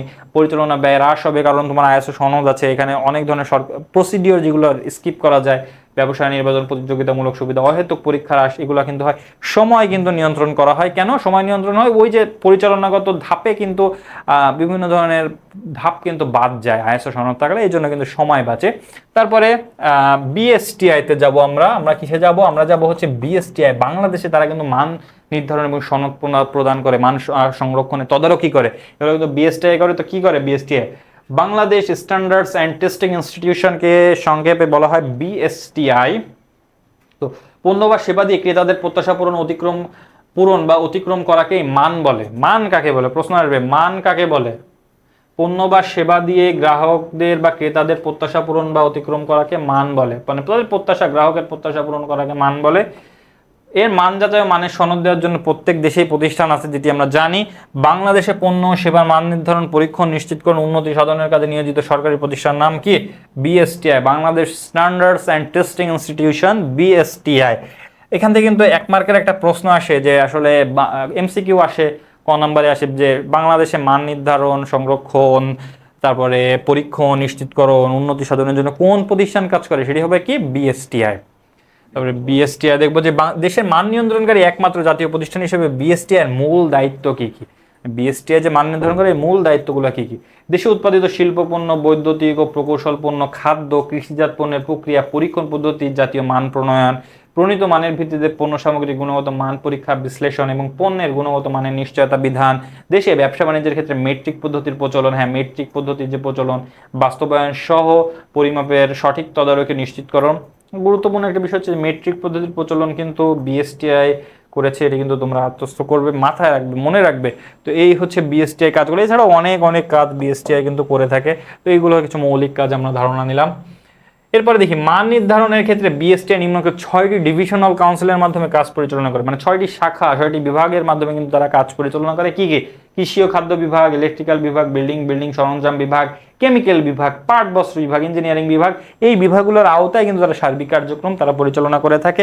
6টি বিষয়, 6টি কাউন্সিলের অধীনে 70টি সেকশনাল কমিটি রয়েছে। এই 6টি বিভাগের আন্ডারে 70টি কতটি 70টি সেকশনাল কমিটি, 70টি সেকশনাল কমিটি রয়েছে। সেকশনাল কমিটি রয়েছে। এই কমিটিগুলো 3 মাস পর পর, এমনকি প্রয়োজন হলে প্রতি মাসে বৈঠক করে পণ্য সেবার নির্ধারিত মান নিশ্চিত করে থাকে। পণ্য বা সেবার মান নিশ্চিত করে থাকে প্রতি 3 মাস পর পর তারা বৈঠক করে, প্রয়োজনে প্রতি মাসেই তারা বৈঠক করে থাকে। এই সেকশনাল কমিটি কতটি? 70টি সেকশনাল কমিটি, 70টি সেকশনাল কমিটি কিন্তু তারা কাজ করে থাকে। করে কার্যক্রম আমরা দেখলাম, আমরা এর আগেও কিছু দায়িত্ব, মূল দায়িত্ব আমরা দেখেছি, মূল দায়িত্বগুলো কি কি। এরপরে কার্যক্রম দেখবো, দেশের অভ্যন্তরীণ আন্তর্জাতিকভাবে কাঁচামাল পণ্য কাঠামো সেবার মান আকার আকৃতি নির্ধারণ, জনগণের কাছে সাধারণ পণ্যের গ্রহণযোগ্যতা নিশ্চিতকরণ, তারপরে কি পণ্যের দৈর্ঘ্য, ওজন, পরিমাপ প্রভৃতি বিষয়ে মান নির্ধারণ, তা মানতে বাধ্য করা, এই বিষয়গুলো কিন্তু এখানে আছে। আমরা একটু সংক্ষেপে দেখি। এই পণ্যের মান উন্নয়ন, মান নিয়ন্ত্রণ, শিল্প বাণিজ্যের ক্ষেত্রে তার সহজীকরণ, মানে জিনিসগুলো কাজগুলোকে সহজীকরণ করা, পণ্য উৎপাদন প্রক্রিয়া কার্যক্রম পরিদর্শন, পরীক্ষণ প্রভৃতি ব্যবস্থাকরণ, স্থানীয় ভোক্তা আমদানি রপ্তানি করার জন্য পণ্য কাঁচামাল ও সেবার মান সম্পর্কে সনদ দেয়। সনদ দেওয়াটা খুবই গুরুত্বপূর্ণ, এটা কিন্তু বিএসটিআই দিয়ে থাকে। কাঁচামাল পণ্য কার্যাবলীর মান এবং কার্যপ্রক্রিয়া মান উন্নয়নের জন্য উৎপাদক এবং ভোক্তাদের মধ্যে সম্পর্কের উন্নয়ন ঘটানোর ব্যবস্থা কিন্তু এই বিএসটিআই করে থাকে। তো আমরা দেখলাম। তারপরে বিভিন্ন ধরনের তারা কিন্তু আয়োজন করে থাকে, তারপর শিল্প উদ্যোক্তা, তারপর গ্রাহকদের মধ্যে একটা কম্বিনেশন করার জন্য কিন্তু বিভিন্ন ধরনের আয়োজন করে থাকে। এই বিষয়গুলো কিন্তু এখানে দেওয়া আছে। এরপরে আমরা তাহলে এখন আমরা পুরো চ্যাপ্টারটি, ব্যবসায় আইনগত দিক সম্পর্কে চ্যাপ্টারটি সম্পর্কে কিন্তু আমরা পড়লাম। পেটেন্ট, কপিরাইট, ট্রেডমার্ক, বীমা, বিভিন্ন ধরনের দূষণ সম্পর্কে জানলাম, পরিবেশ আইন সম্পর্কে জানলাম। এরপরে আমরা হচ্ছে আইএসও সম্পর্কে দেখলাম, বিএসটিআই সম্পর্কে জানলাম। এখন আমরা প্রতিবারের ন্যায় আমরা কিন্তু সৃজনশীল প্র্যাকটিস করব। সৃজনশীলটা আমরা নিয়মিত করি, নিয়মিত প্রত্যেক অধ্যায় শেষে কিন্তু 2টি করে সৃজনশীল আমরা প্র্যাকটিস করি। বিভিন্ন ধরনের বোর্ডে কিন্তু এগুলো এসেছে, বিভিন্ন বোর্ডে এসেছে। তো আমরা দেখব সৃজনশীল একে কি আছে। সৃজনশীল অ্যান্সার করতে গেলে প্রথমেই উদ্দীপকটা এবং প্রশ্নটা খুব ভালোভাবে পড়তে হবে। এই দুটা কাজ না করে তোমরা কিন্তু পরীক্ষা লেখা শুরু করবে না। আগে উদ্দীপক এবং ক, খ, গ, ঘ যেটি আছে এগুলো কিন্তু তোমরা ভালোভাবে পড়ে নেবে। কি? জনাব কালাম 1987 সালে একটি উপন্যাস রচনা করে বই আকারে প্রকাশ করেন। 1987 সালে উপন্যাস রচনা করে বই আকারে প্রকাশ করেন। ঠিক আছে, তাহলে এর সাথে কি জড়িত বলো তো? এর সাথে জড়িত একটা জিনিস লিখে দিলাম, এটা জড়িত দেখবে। তিনি উপন্যাসটি দপ্তরের রেজিস্টার্ড বইতে লেখক হিসাবে তার নাম, ঠিকানা, বইটির নাম, পৃষ্ঠা সংখ্যা উল্লেখ করে নিবন্ধন করেন। তখনকার প্রেক্ষাপটে উপন্যাসটি জনপ্রিয়তা পায়নি, মানে তখন উপন্যাসটি জনপ্রিয় হয়নি, বাট তিনি নিবন্ধন করে রাখছিলেন। বইটি আর ছাপাও হয়নি। 30 বছর পর 2017 সালে তিনি অন্য একজন ব্যক্তি উপন্যাসটি তার নিজের নামে প্রকাশ করলে জনাব কালাম পূর্বের প্রমাণাদি দাখিলভুক্ত উক্ত ব্যক্তির বিরুদ্ধে মামলা দায়ের করেন। মানে 2017 সালে, অনেক বছর তারপরেও তিনি মামলা দায়ের করেন এবং কি বইয়ের মানে কপি করছে তার অনুমতি না নিয়ে, অনুমতি না নিয়ে সে কিন্তু প্রচার করছে অন্য এক ব্যক্তি। তো এখন আমরা দেখব ক, খ, গ, ঘতে গিয়েছে পানি দূষণ। পানিতে ক্ষতিকর উপাদান মিশ্রিত হয়ে পানি ব্যবহারের অনুপযোগী হওয়াকে পানি দূষণ বলে। ঠিক আছে। আইএসও সনদ কি ব্যবসায়ীদের উৎসাহিত করে? হ্যাঁ, উৎসাহিত করে। কিভাবে করে এটি আমরা দেখব। আইএসও কি এটি বলবো। তারপর এটি কোনো উৎপাদনকারী প্রতিষ্ঠান বা প্রতিষ্ঠানের পণ্য সেবা গুণগত মান পরীক্ষা নিরীক্ষা করে আন্তর্জাতিক মান নিশ্চিত করে সনদ দেয়। আন্তর্জাতিক মান নিশ্চিত করে সনদ দেয়। এর মাধ্যমে ক্রেতা ও পণ্যের মান সম্পর্কে নিশ্চিত হয়। আন্তর্জাতিক বাণিজ্য সম্প্রসারণে আইএসও গুরুত্বপূর্ণ ভূমিকা রাখে। তো এখন বলা হয়েছে আইএসও কি ব্যবসায়ীদের উৎসাহিত করে? হ্যাঁ, উৎসাহিত করে। তো কেন করে? এই যে এই কারণগুলোর কারণেই তো উৎসাহিত করে। এটি কোনো উৎপাদনকারী প্রতিষ্ঠান বা পণ্যের সেবার গুণগত মান পরীক্ষা নিরীক্ষা করে আন্তর্জাতিক মান নিশ্চিত করে সনদ দেয়। এই সনদ পাইলে সবাই উৎসাহিত হয় এবং প্রতিষ্ঠানগুলো, ব্যবসা প্রতিষ্ঠানগুলো উৎসাহিত হয়। এই উৎসাহিত হয়ে তারা কিন্তু কার্যক্রম বাড়ায়, পরিধি বাড়ায়, কারণ তার আরও ব্যবসা পরিধি এখানে সনদ পাওয়ার মাধ্যমে কিন্তু বাড়ছে। তারপর কি, এর মাধ্যমে ক্রেতা পণ্যের মান সম্পর্কে নিশ্চিত হয়। আন্তর্জাতিক বাণিজ্য সম্প্রসারণে আইএসও গুরুত্বপূর্ণ ভূমিকা পালন করে। আন্তর্জাতিক সম্পর্ক পালনেও কিন্তু আইএসও গুরুত্বপূর্ণ ভূমিকা পালন করে এবং এই কারণেই ব্যবসায়ীরা উৎসাহিত হয়। ব্যবসায়ীরা এই কারণে উৎসাহিত হয়। ব্যবসায়ীরা এই কারণে কারণে উৎসাহিত হয়। এই কারণগুলোতে ব্যবসায়ীরা উৎসাহিত। এবার দেখি জনাব কালাম তার প্রতিষ্ঠান নিবন্ধনের মাধ্যমে কোন অধিকার অর্জন করেছিলেন? উদ্দীপকের জনাব কালাম তার উপন্যাসটি নিবন্ধনের মাধ্যমে কপিরাইট আইনের যে অধিকার আছে অর্জন করেছিলেন। এই যে আমি লিখছি এখানে কপিরাইট আইনের অধিকার কিন্তু তারা সে অর্জন করেছিলেন। তো এখানে বলা হয়েছে কপিরাইট আসলে জিনিসটা কি? লেখক বা শিল্পী তার সৃষ্টি কাজের উপর নির্দিষ্ট সময়ের জন্য স্থায়ী আইনগত অধিকার পেতে কপিরাইট চুক্তি করেন। নির্দিষ্ট সময়ের জন্য, মানে একটা নির্দিষ্ট সময় থাকবে, ওই সময় স্থায়ী আইনগত অধিকার সে পাবে। এর মাধ্যমে নকল করা থেকে ও স্বত্বাধিকারীর কাজকে রক্ষা করা যায়, মানে এই সময়ের মধ্যে কিন্তু নকল করা থেকে রক্ষা করা যায়। তো এতে তার স্বার্থ সুরক্ষিত হয়। বই, প্রবন্ধ, গল্প, কবিতা, নাটক, চলচ্চিত্র প্রভৃতি সুরক্ষার জন্য কপিরাইট আইন কিন্তু প্রণয়ন করা হয়েছে। তো নিবন্ধনের পর কিন্তু 60 বছর পর্যন্ত কিন্তু সুবিধা পাওয়া যায়, সেটা আমরা সামনে দেখবো। তারপরে দেখি উদ্দীপক। এবার উদ্দীপকে কি? পাঠ্য বই তো বলা হইলো, এখন উদ্দীপকে কি বলা হয়েছে? উদ্দীপকে বলা হয়েছে জনাব কালাম, মানে জনাব কালাম সম্পর্কে সেখানে কিন্তু বলা হয়েছে যে সে আসলে বই প্রকাশ করছিল এবং সে নিবন্ধন করে রাখছিল। তো এইগুলো কিন্তু বলা হয়েছে নিবন্ধনের ফলে তিনি নির্দিষ্ট সময় পর্যন্ত সুবিধা পাবেন। এগুলো বলা হয়েছে নকল থেকে রক্ষা পাবেন। কেউ নকল করলে তিনি আইনের সাহায্য নিতে পারবেন, তাছাড়া ক্ষতিপূরণও পেতে পারেন। এভাবে কাজের সৃষ্টি কাজে সুরক্ষা দেয় কপিরাইট আইন। কপিরাইট আইনটা কি করে? ওই জনাব কালামের পরিস্থিতি বলে তার সাথে কপিরাইট আইন আসলে কি করে, এটি কিন্তু কানেক্ট করা হয়েছে। সুতরাং বলা যায় জনাব কালাম রচিত উপন্যাসটি নিবন্ধিত থাকায় কপিরাইট আইনের অধিকার কিন্তু তিনি পেয়েছিলেন। কোন আইনের? কপিরাইট আইনের অধিকার কিন্তু তিনি পেয়েছিলেন। দেখি আদালতে মামলা করে জনাব কালাম কি প্রতিকার পাবেন বলে তুমি মনে করো? হ্যাঁ, কপিরাইট আইনে নিবন্ধিত থাকায় আদালতে মামলা করে জনাব কালাম প্রতিকার পাবেন। এখন কি কি কারণে পাবেন?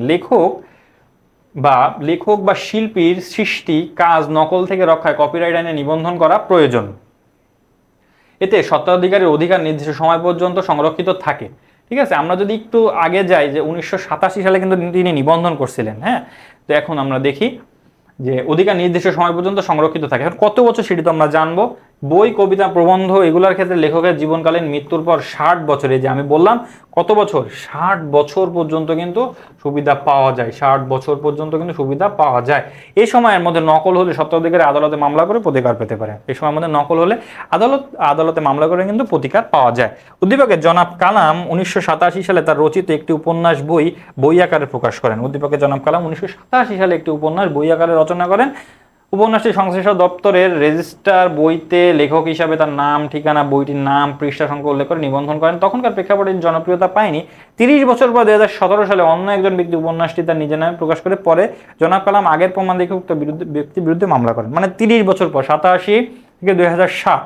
তো এই 2017, তাহলে কত? 97, 7, 17, 30 বছরের ব্যবধানে কিন্তু একজন এটা কপি করছে এবং আদালতে কিন্তু তিনি মামলা করতে পারবেন। কারণ কি? কারণ হচ্ছে যে 60 বছরের কম, জনাব কালাম 60 বছর পর্যন্ত সুবিধা পাবেন, জন্য তিনি মামলা করতে পারবেন। জনাব কালাম তার উপন্যাসে নিবন্ধন করার ফলে কপিরাইট আইনের অধিকার লাভ করেছেন। কি কি সুবিধা তিনি পেয়েছেন এগুলো কিন্তু এখানে বলা হয়েছে, এবং এই যে সুবিধা তিনি পেয়েছেন এই বিষয়টা কিন্তু এখানে বলা হয়েছে। সেটি দেখি। এই আইনে অনুযায়ী তার অনুমতি ছাড়া অন্য কেউ এটি নকল বা প্রকাশ করতে পারবে না। তার জীবনকালীন মৃত্যুর 60 বছর পর্যন্ত এই অধিকার সুরক্ষিত থাকবে। এই সময় কেউ উপন্যাসটি নকল করলে আদালতে তার বিরুদ্ধে মামলা হয়ে যাবে। আদালতের বিরুদ্ধে তিনি মামলা করতে পারবেন। এই জন্য জনাব কালাম এটি পারবেন, কারণ তার আইনগত বৈধতা আছে। অতএব জনাব কালামের উপন্যাসটির কপিরাইট আইনে নিবন্ধন করা থাকায় তিনি তার প্রতিকার পাবেন বলে আমরা মনে করি। ঠিক আছে, প্রতিকার পাবেন বলে আমরা মনে করছি। তাহলে আমরা দেখলাম যে জনাব কালামের সমস্যা সমাধান হলো। এবারে সৃজনশীল প্রশ্ন 2, গ্যালাক্সি লিমিটেড এর কয়েকজন প্রকৌশলী বিশেষ এক ধরনের কাঁচ উদ্ভাবন করছেন। কি কাঁচ? এই কাঁচ ভবনের দরজা বা জানালায় ব্যবহার করে, তা একই সাথে সৌর বিদ্যুতের উৎস হিসাবে কাজ করে। কি? সৌর বিদ্যুতের বিদ্যুতের উৎস হিসাবে তারা কাজ করে, মানে ওই কাজটি ব্যবহার করলে সৌর বিদ্যুতের উৎস হিসেবে তারা কাজ করে, বিদ্যুৎ উৎপাদন হয়। এই বিদ্যুৎ যে কোনো কাজে ব্যবহার করা সম্ভব। এই প্রতিষ্ঠানটি তার কাজ উৎপাদন ও বাধ্যতামূলকরণে একক অধিকার পেতে চায়। এ বিষয়ে তার সাথে তারা সরকারের সাথে একটি চুক্তি করে। কি চুক্তি করে আমরা দেখব, কপিরাইটের মতো দেখব। ব্যবসায় পরিবেশ কি? ব্যবসায় পরিবেশ কি বলা হয়েছে, আমরা অনেকবার এই প্রশ্নটা এত গুরুত্বপূর্ণ, ব্যবসায় পরিবেশ আসলে কি প্রশ্ন আসবেই এখান থেকে, একটা কমন, এটা কমন, এক মার্ক কমন। তারপর দেখি পানি দূষণ বলতে কি বোঝায় ব্যাখ্যা করো। পানিতে ক্ষতিকারক উপাদান মিশে তা ব্যবহার অনুপযোগী হবে পানি দূষণ বলে। শিল্প বর্জ্য, তরল ময়লা প্রভৃতি পানিতে নিক্ষেপের কারণে দূষিত হয়। কৃষকরা ফসলের মাঠে বেশি রাসায়নিক সার পড়লে সেটি একসময় পানিতে যে দূষণ হয়, তো এইগুলা কিন্তু হয়। রাসায়নিক সারের কারণে কিন্তু মাটি দূষণও হয় অতিরিক্ত প্রয়োগের ক্ষেত্রে, একটার সাথে একটা কানেক্টেড, ওই যে সংক্রমণ আমরা পড়ছিলাম। তো এখন এই যে পানি দূষণ বলতে কি বোঝায়, ব্যবসা পরিবেশ কি, এটা দেখলাম। গ্যালাক্সি লিমিটেডের উদ্ভাবিত পদ্ধতিটি কোন ধরনের? আচ্ছা, আমরা একটু যদি প্রশ্নে যাই, গ্যালাক্সি লিমিটেড কি উদ্ভাবন করছে, একটা কাজ, এটা কি? এটি হচ্ছে বিদ্যুৎ, সৌর বিদ্যুৎ উৎপাদনের সাথে জড়িত। তাহলে এটা কি, কোন ধরনের? এটা হচ্ছে মেধা সত্ত্ব, এটা হচ্ছে মেধা সত্ত্ব। দেখি সেটি বলা হয়েছে, এই সম্পদ সৃজনশীল ব্যক্তি তার সম্পদ ও মননশীলতা প্রয়োগ করে সৃষ্টি করেন। এক্ষেত্রে তার অনুমতি ছাড়া অন্য কেউ মেধা সম্পদ কিন্তু ব্যবহার করতে পারবেন না, অন্য কেউ মেধা সম্পদ ব্যবহার করতে পারেন না। গল্প, নাটক, চলচ্চিত্র, ফটোগ্রাফ, সফটওয়্যার প্রভৃতি মেধা সম্পদের উদাহরণ। ওকে।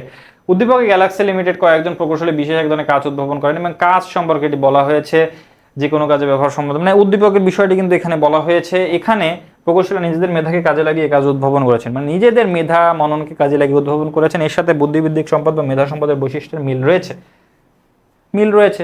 নিজেদের মেধা মনন কাজে লাগিয়ে তারা নতুন কিছু উদ্ভাবন করেছেন, অবশ্যই মেধা সম্পদে মিল রয়েছে মেধা সম্পদের সাথে। সুতরাং গ্যালাক্সি লিমিটেডের উদ্ভাবিত পদ্ধতিটি মেধা সম্পদের আওতাভুক্ত, মেধা সম্পদের আওতাভুক্ত। মানে আমি প্রথমে আমার কাছে কি জানতে চেয়েছে এটি জ্ঞানমূলক আকারে দিলাম, তারপরে পাঠ্য বইয়ে কি আছে বিষয়টির সাথে কানেক্ট করে দিলাম, এরপরে উদ্দীপক দিলাম এবং উদ্দীপকের সাথে প্রশ্নের কানেকশন করেই কিন্তু আমি উত্তরটি শেষ করলাম। পরে আমরা ঘতে যাই। উদ্দীপকে বর্ণিত চুক্তিটি এ ধরনের প্রতিষ্ঠানকে একক অধিকার ভোগের সুযোগ দেবে, দেবে কি দেবে, ইয়েস ইয়েস দেবে, হ্যাঁ দিবে। উদ্দীপকে বর্ণিত উদ্ভাবিত কাজের জন্য পেটেন্ট চুক্তি করায় উক্ত প্রতিষ্ঠান এককভাবে পণ্য ভোগের অধিকার লাভ করবে, এককভাবে পণ্য ভোগের অধিকার লাভ করবে। কি চুক্তি? এই যে পেটেন্ট চুক্তি, আগেই বলেছি, এই যে পেটেন্ট চুক্তি আগেই বলেছি, পেটেন্ট চুক্তি করায় উক্ত প্রতিষ্ঠান এককভাবে পণ্য ভোগের অধিকার লাভ করবে। এখন উদ্দীপকে কি বলা হয়েছে, উদ্দীপকের বিষয়টি তুলে ধরা হয়েছে। গ্যালাক্সি লিমিটেড তার প্রকৌশলীরা কাজ উদ্ভাবন করছেন, চুক্তি করছেন, এগুলো হয়েছে। এখন দেখি, এখন উদ্দীপকে আবিষ্কৃত পণ্যের উপর আবিষ্কারের একক অধিকার অর্জনের জন্য সরকারের সাথে পেটেন্ট চুক্তি করা হয়। এর মাধ্যমে আবিষ্কারক পণ্যের উন্নয়ন, ব্যবহার, বিক্রি সম্পূর্ণ অধিকার তারা রাখেন। উদ্ভাবিত কাজের জন্য চুক্তি করায় প্রতিষ্ঠানটি এর ব্যবহারের একক অধিকার লাভ করেন, একক অধিকার লাভ করেন। অন্যদের হস্তক্ষেপ ছাড়াই প্রতিষ্ঠানটি এটি বিক্রি, ব্যবহার এবং ভোগ করতে পারবে, অবশ্যই পারবে। এক্ষেত্রে গ্যালাক্সি লিমিটেডের অনুমতি ছাড়া কোনো কেউ এটি ব্যবহার করতে বা বিক্রি করলে আইনানুগ ব্যবস্থা নেওয়া যাবে, আইনগত সুবিধা কিন্তু তারা পাচ্ছেন। আদালতের মাধ্যমে ক্ষতিপূরণ আদায় করা যাবে। আবিষ্কৃত সম্পদ সংরক্ষণ এই ধরনের সুবিধা পেটেন্টের মাধ্যমে পাওয়া যায়। অতএব গ্যালাক্সি লিমিটেড প্রতিষ্ঠানটিকে পেটেন্ট চুক্তি উদ্ভাবিত কাজ এককভাবে ভোগের সুবিধা দিবে, মানে যে কাজের যে সুবিধা যে পেটেন্ট করা হয়েছে ওই সুবিধা কিন্তু তারা পাবেন। তো আমরা এখন সৃজনশীল দেখলাম প্রত্যেক দিনের ন্যায়, প্রত্যেক অধ্যায়ের ন্যায়। এখন আমরা এমসিকিউ নিয়ে তোমাদের সামনে হাজির হয়েছি। এই এমসিকিউগুলো বিভিন্ন বোর্ডে এসেছে এবং খুবই খুবই গুরুত্বপূর্ণ এমসিকিউ সমাধান করব। এখন পেটেন্ট কোন ধরনের সম্পদ, এই যে মাত্র জানলাম, মাত্র এই যে মেধা সম্পদ। পেটেন্ট কি? মেধা সম্পদ বা বুদ্ধিভিত্তিক, একই, মেধা সম্পদ বা বুদ্ধিভিত্তিক সম্পদ। তারপরে দেখি নিচের কোন দেশটিতে সর্বপ্রথম পেটেন্ট আইন চালু করা হয়। কোন দেশটি? আমরা পড়েছি ইংল্যান্ডে। পেটেন্ট আইন কোথায় চালু করা হয়? ইংল্যান্ডে চালু করা হয়। পেটেন্ট নিচের কোন বিষয়টি, পেটেন্টে নিচের কোন বিষয়টি অন্তর্ভুক্ত? কোন বিষয়টি অন্তর্ভুক্ত? কোনো পণ্যের লোগো? না, লোগো না। ট্রেডমার্ক, লেখকের সাহিত্যকর্ম, তো কপিরাইট। নতুন প্রযুক্তির আবিষ্কার, পণ্যের মান নির্ধারণ পরীক্ষা, এটা তো করে বিএসটিআই, মান নির্ধারণ পরীক্ষা বাংলাদেশে বিএসটিআই করে। তাহলে উত্তর কি? উত্তর হচ্ছে নতুন প্রযুক্তির আবিষ্কার। 3 নাম্বার সমাধান করলাম আমরা। এবার এমসিকিউ 4, বর্তমানে আমাদের দেশে কত সালের পেটেন্ট ও ডিজাইন আইন চালু আছে? কত সালে বলো? 1909 সালে। আমরা যদি একটু যাই আগে, পেটেন্টের এটা কি, আমরা কি পেটেন্ট দেখলাম কত সালে পেটেন্ট? আচ্ছা 1909 না, এটা ভুল হচ্ছে, আমরা একটু কারেকশন করি। আমরা যদি একটু পেটেন্টের ইসে আমরা যাই শুরুতে, কত সালে আমরা পেটেন্ট নিয়ে কিন্তু কথা বলেছি? 1911 সালের পেটেন্ট আইন কিন্তু বর্তমানে বাংলাদেশে কার্যকর আছে। কত সালে? 1911 সালের পেটেন্ট আইন কিন্তু বাংলাদেশে কার্যকর আছে। আচ্ছা, 1911 সালের পেটেন্ট আইন কিন্তু কার্যকর আছে। দ্য অ্যান্সার ইজ 1911 সালের পেটেন্ট আইন কিন্তু কার্যকর আছে। এখন আমরা দেখব 1911 সালে পেটেন্ট আইন কার্যকর আছে। এমসিকিউ সমস্যা 5, ট্রেডমার্ক কি? পণ্য চিহ্ন, পণ্য সত্তা, পণ্য পরিচিতি, মোড়ক। ট্রেডমার্ক কি? ট্রেডমার্ক মানে কি বোঝাচ্ছে? পণ্য চিহ্ন। ট্রেডমার্ক, মার্ক মানে তো চিহ্ন। আমরা ট্রেডমার্ক সম্পর্কে জানলাম। পণ্যকে সমজাতীয় পণ্য থেকে আলাদা করে চেনার জন্য নিজের কোনটি গুরুত্বপূর্ণ? ট্রেডমার্ক, কারণ ট্রেডমার্কের মাধ্যমে কিন্তু একটি চিহ্ন পাওয়া যায়, এই সমজাতীয় পণ্য থেকে কিন্তু আলাদা করা হয়। বৈধ ট্রেডমার্ক কত বছরের জন্য নবায়ন করা যেতে পারে? কত বছর? 10 বছরের জন্য কিন্তু বৈধ ট্রেডমার্ক নবায়ন করা যেতে পারে। বাংলাদেশে কত সালে ট্রেডমার্ক আইন প্রচলন করা আছে? আমরা ট্রেডমার্ক সম্পর্কে তো আমরা আগে পড়েছি। এখন বাংলাদেশে মোট কত সালে ট্রেডমার্ক আইন প্রচলিত আছে? এটি অ্যান্সার হবে হচ্ছে 2009 সাল। 2009 সালের ট্রেডমার্ক আইন কিন্তু বাংলাদেশে প্রচলন আছে। লেখক ও প্রকাশকের মধ্যে মুদ্রণ সম্পর্কিত চুক্তিকে কি বলে? লেখক এবং প্রকাশকের মধ্যে মুদ্রণ সম্পর্কিত চুক্তিকে বলা হয় কপিরাইট বলে। কি বলে? কপিরাইট বলে। পুস্তক লেখার অধিকার সুরক্ষায় কোন আইনটি বেশি কার্যকর? যেটি বললাম কপিরাইট। আমরা কারণ এটা মেধা সত্ত্ব, এখানে এই বই, শিল্পকর্ম, লেখকের এগুলো কিন্তু সব কপিরাইটের অন্তর্ভুক্ত। কপিরাইট আইন দ্বারা ব্যক্তির কি রক্ষা করা সম্ভব? কপিরাইট আইন দ্বারা ব্যক্তির কি রক্ষা করা সম্ভব? গল্প, নাটক, প্রবন্ধ, ব্যাংকের গচ্ছিত তথ্য, সুনাম, প্রভাব প্রতিপত্তি। কপিরাইট আইনের মাধ্যমে গল্প, নাটক এবং প্রবন্ধ এটা কিন্তু রক্ষা করা সম্ভব। তারপরে দেখি বাংলাদেশে বর্তমানে কত সালের কপিরাইট আইন প্রচলিত আছে? বাংলাদেশে বর্তমানে কত সালের কপিরাইট আইন প্রচলিত আছে? এখন আমরা কপিরাইট জিনিসটা আমরা তো দেখলাম পেটেন্ট কি। এখন আমরা যদি একটু কপিরাইটের ভিতরে ঢুকি, আমরা যদি দেখি যে আসলে কপিরাইট জিনিসটা কি, তাহলে আমরা কিন্তু খুব সুন্দরভাবে দেখতে পারবো। এখানে কিন্তু আমরা একটা মানে বিষয় আমি বলেছিলাম তোমাদেরকে, এই জন্য যদি যাই আমি পেটেন্ট কপিরাইট ওকে। কপিরাইটের এখানে আমরা দেখলাম যে এটি কিন্তু আসলে গ্রন্থস্বত্ব এবং কপিরাইট বাংলা আবিধানিক অর্থ হচ্ছে গ্রন্থস্বত্ব এবং লেখক, শিল্প, সাহিত্যকর্ম এগুলো সম্পর্কে কিন্তু এখানে কথা বলা হয়েছে। কপিরাইটের যে নিবন্ধন না করার যে পরিণামগুলো আছে সেগুলো কিন্তু এখানে বলা হয়েছে। এখন আমরা দেখব যে কত সালের কপিরাইট আইন বাংলাদেশে প্রচলন আছে। কপিরাইট আইন বাংলাদেশে বর্তমানে কত সালের কপিরাইট আইন প্রচলন আছে? কপিরাইট আইন 2009 সালের। ঠিক আছে, দেখি কোন প্রতিষ্ঠানটি বাংলাদেশে পণ্যের মান নিয়ন্ত্রণ করে থাকে? কোন প্রতিষ্ঠানটি? বিএসটিআই মান নির্ধারণ করে থাকে। কপিরাইট কাদের মধ্যকার চুক্তি? লেখক, প্রকাশক। কাদের? লেখক এবং প্রকাশকের মধ্যে চুক্তি। এবার দেখি আবিষ্কারকের অধিকার সুরক্ষায় কোন আইনটি উপযোগী? আবিষ্কারকের অধিকার সুরক্ষায় কোন আইনটি উপযোগী? কি? পেটেন্ট আইন। কোন আইন? পেটেন্ট আইন। শিল্পকর্ম সুরক্ষার জন্য নিচের কোন আইনটি প্রযোজ্য? শিল্পকর্ম সুরক্ষার জন্য কোন আইনটি প্রযোজ্য? কপিরাইট আইনটি কিন্তু প্রযোজ্য। তারপরে দেখি কপিরাইট আইনে বই লেখকের অধিকার কত বছর পর্যন্ত? আমরা দেখেছি 60 বছর পর্যন্ত কিন্তু অধিকার পাওয়া যায়। পরিবেশ সংরক্ষণ আইন বাংলাদেশে কত সালে কার্যকর আছে? 1995 সালের পরিবেশ সংরক্ষণ আইন কিন্তু কার্যকর আছে।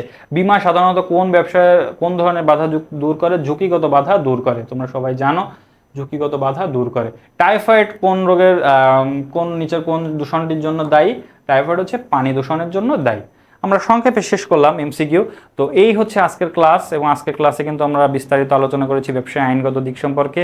তো আমাদের সাথে থাকার জন্য তোমাদের সকলকে ধন্যবাদ জানিয়ে আজকের ক্লাস এখানেই শেষ।